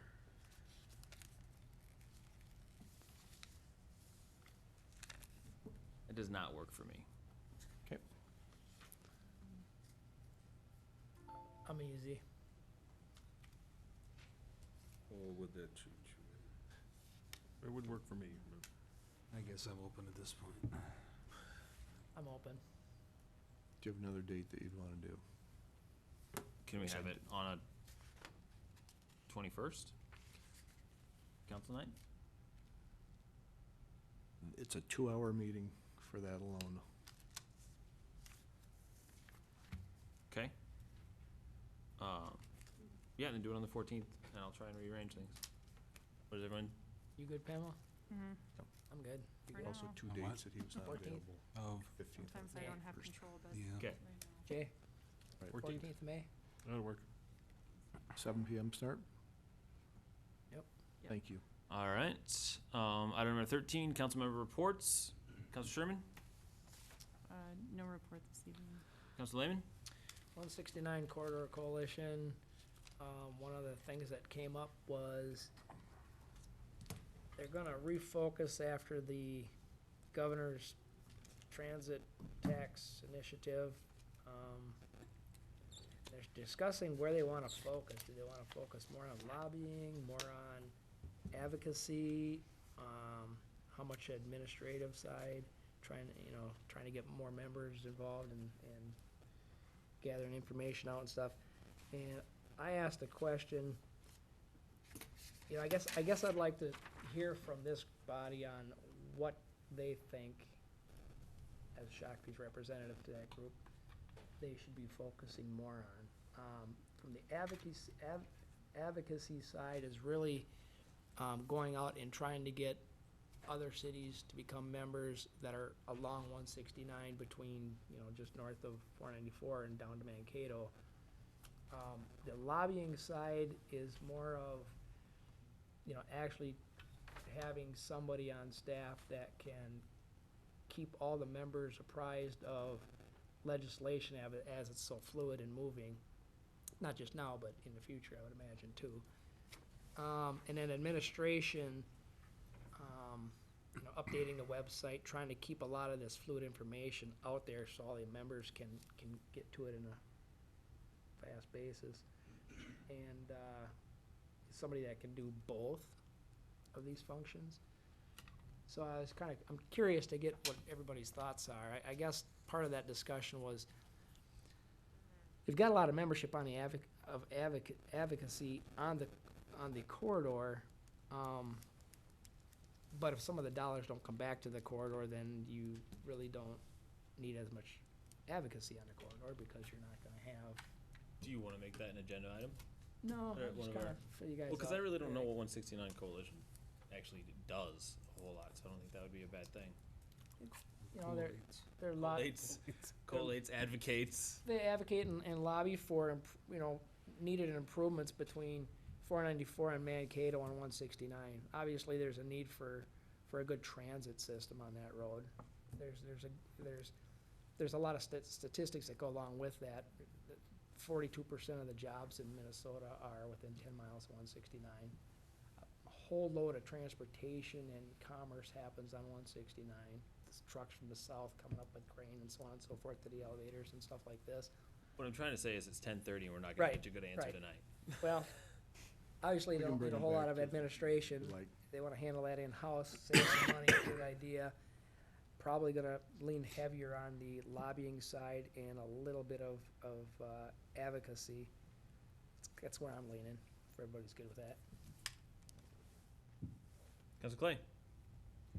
Utilities Commission, Commissioners Hellcamp and Myers wish to express their appreciation for being given the opportunity to serve for another term. 3 weeks ago, there was an article, or a couple articles in the Star Tribune.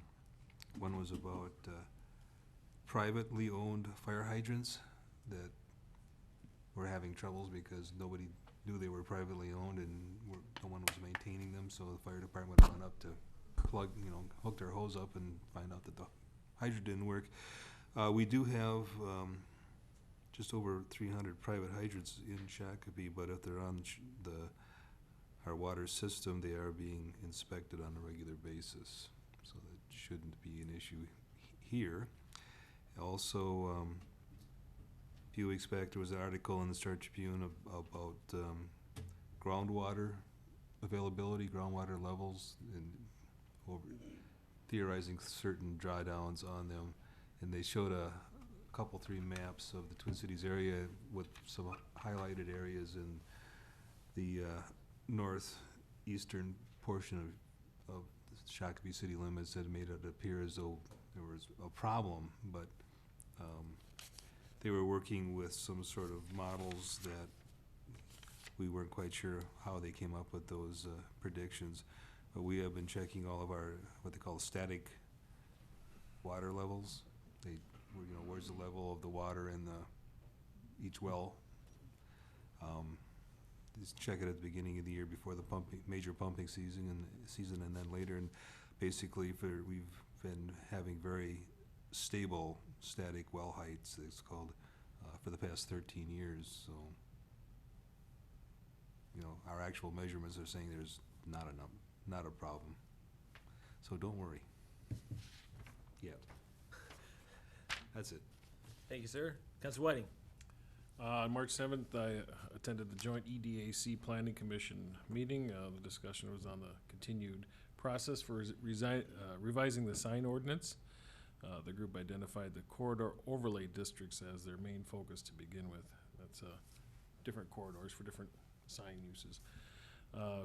During the Planning Commission portion, of course, they talked about the tree management plan, which we just discussed. Friday, March 8th, I attended the SCALE meeting, where I had the honor of being elected to the position of vice chair. The agenda consisted of a legislative update, transit update, and the talk was on emergency communications. The speaker made some very helpful suggestions regarding speaking with the press in crisis situations. I just know, don't let them talk to me. That's Monday, March 11th, I attended the school board meeting. One topic of the discussion was regarding a survey of the community in regards to the second high school. Please, when asked to participate in this survey, the hope is that there's a good level of people willing to express their views, so please take the time to be part of that discussion. Dr. Thompson also mentioned that there has been progress on their land acquisition discussions for that second high school site. I also wanted to mention, I did take the opportunity to opt out for those driveway drops.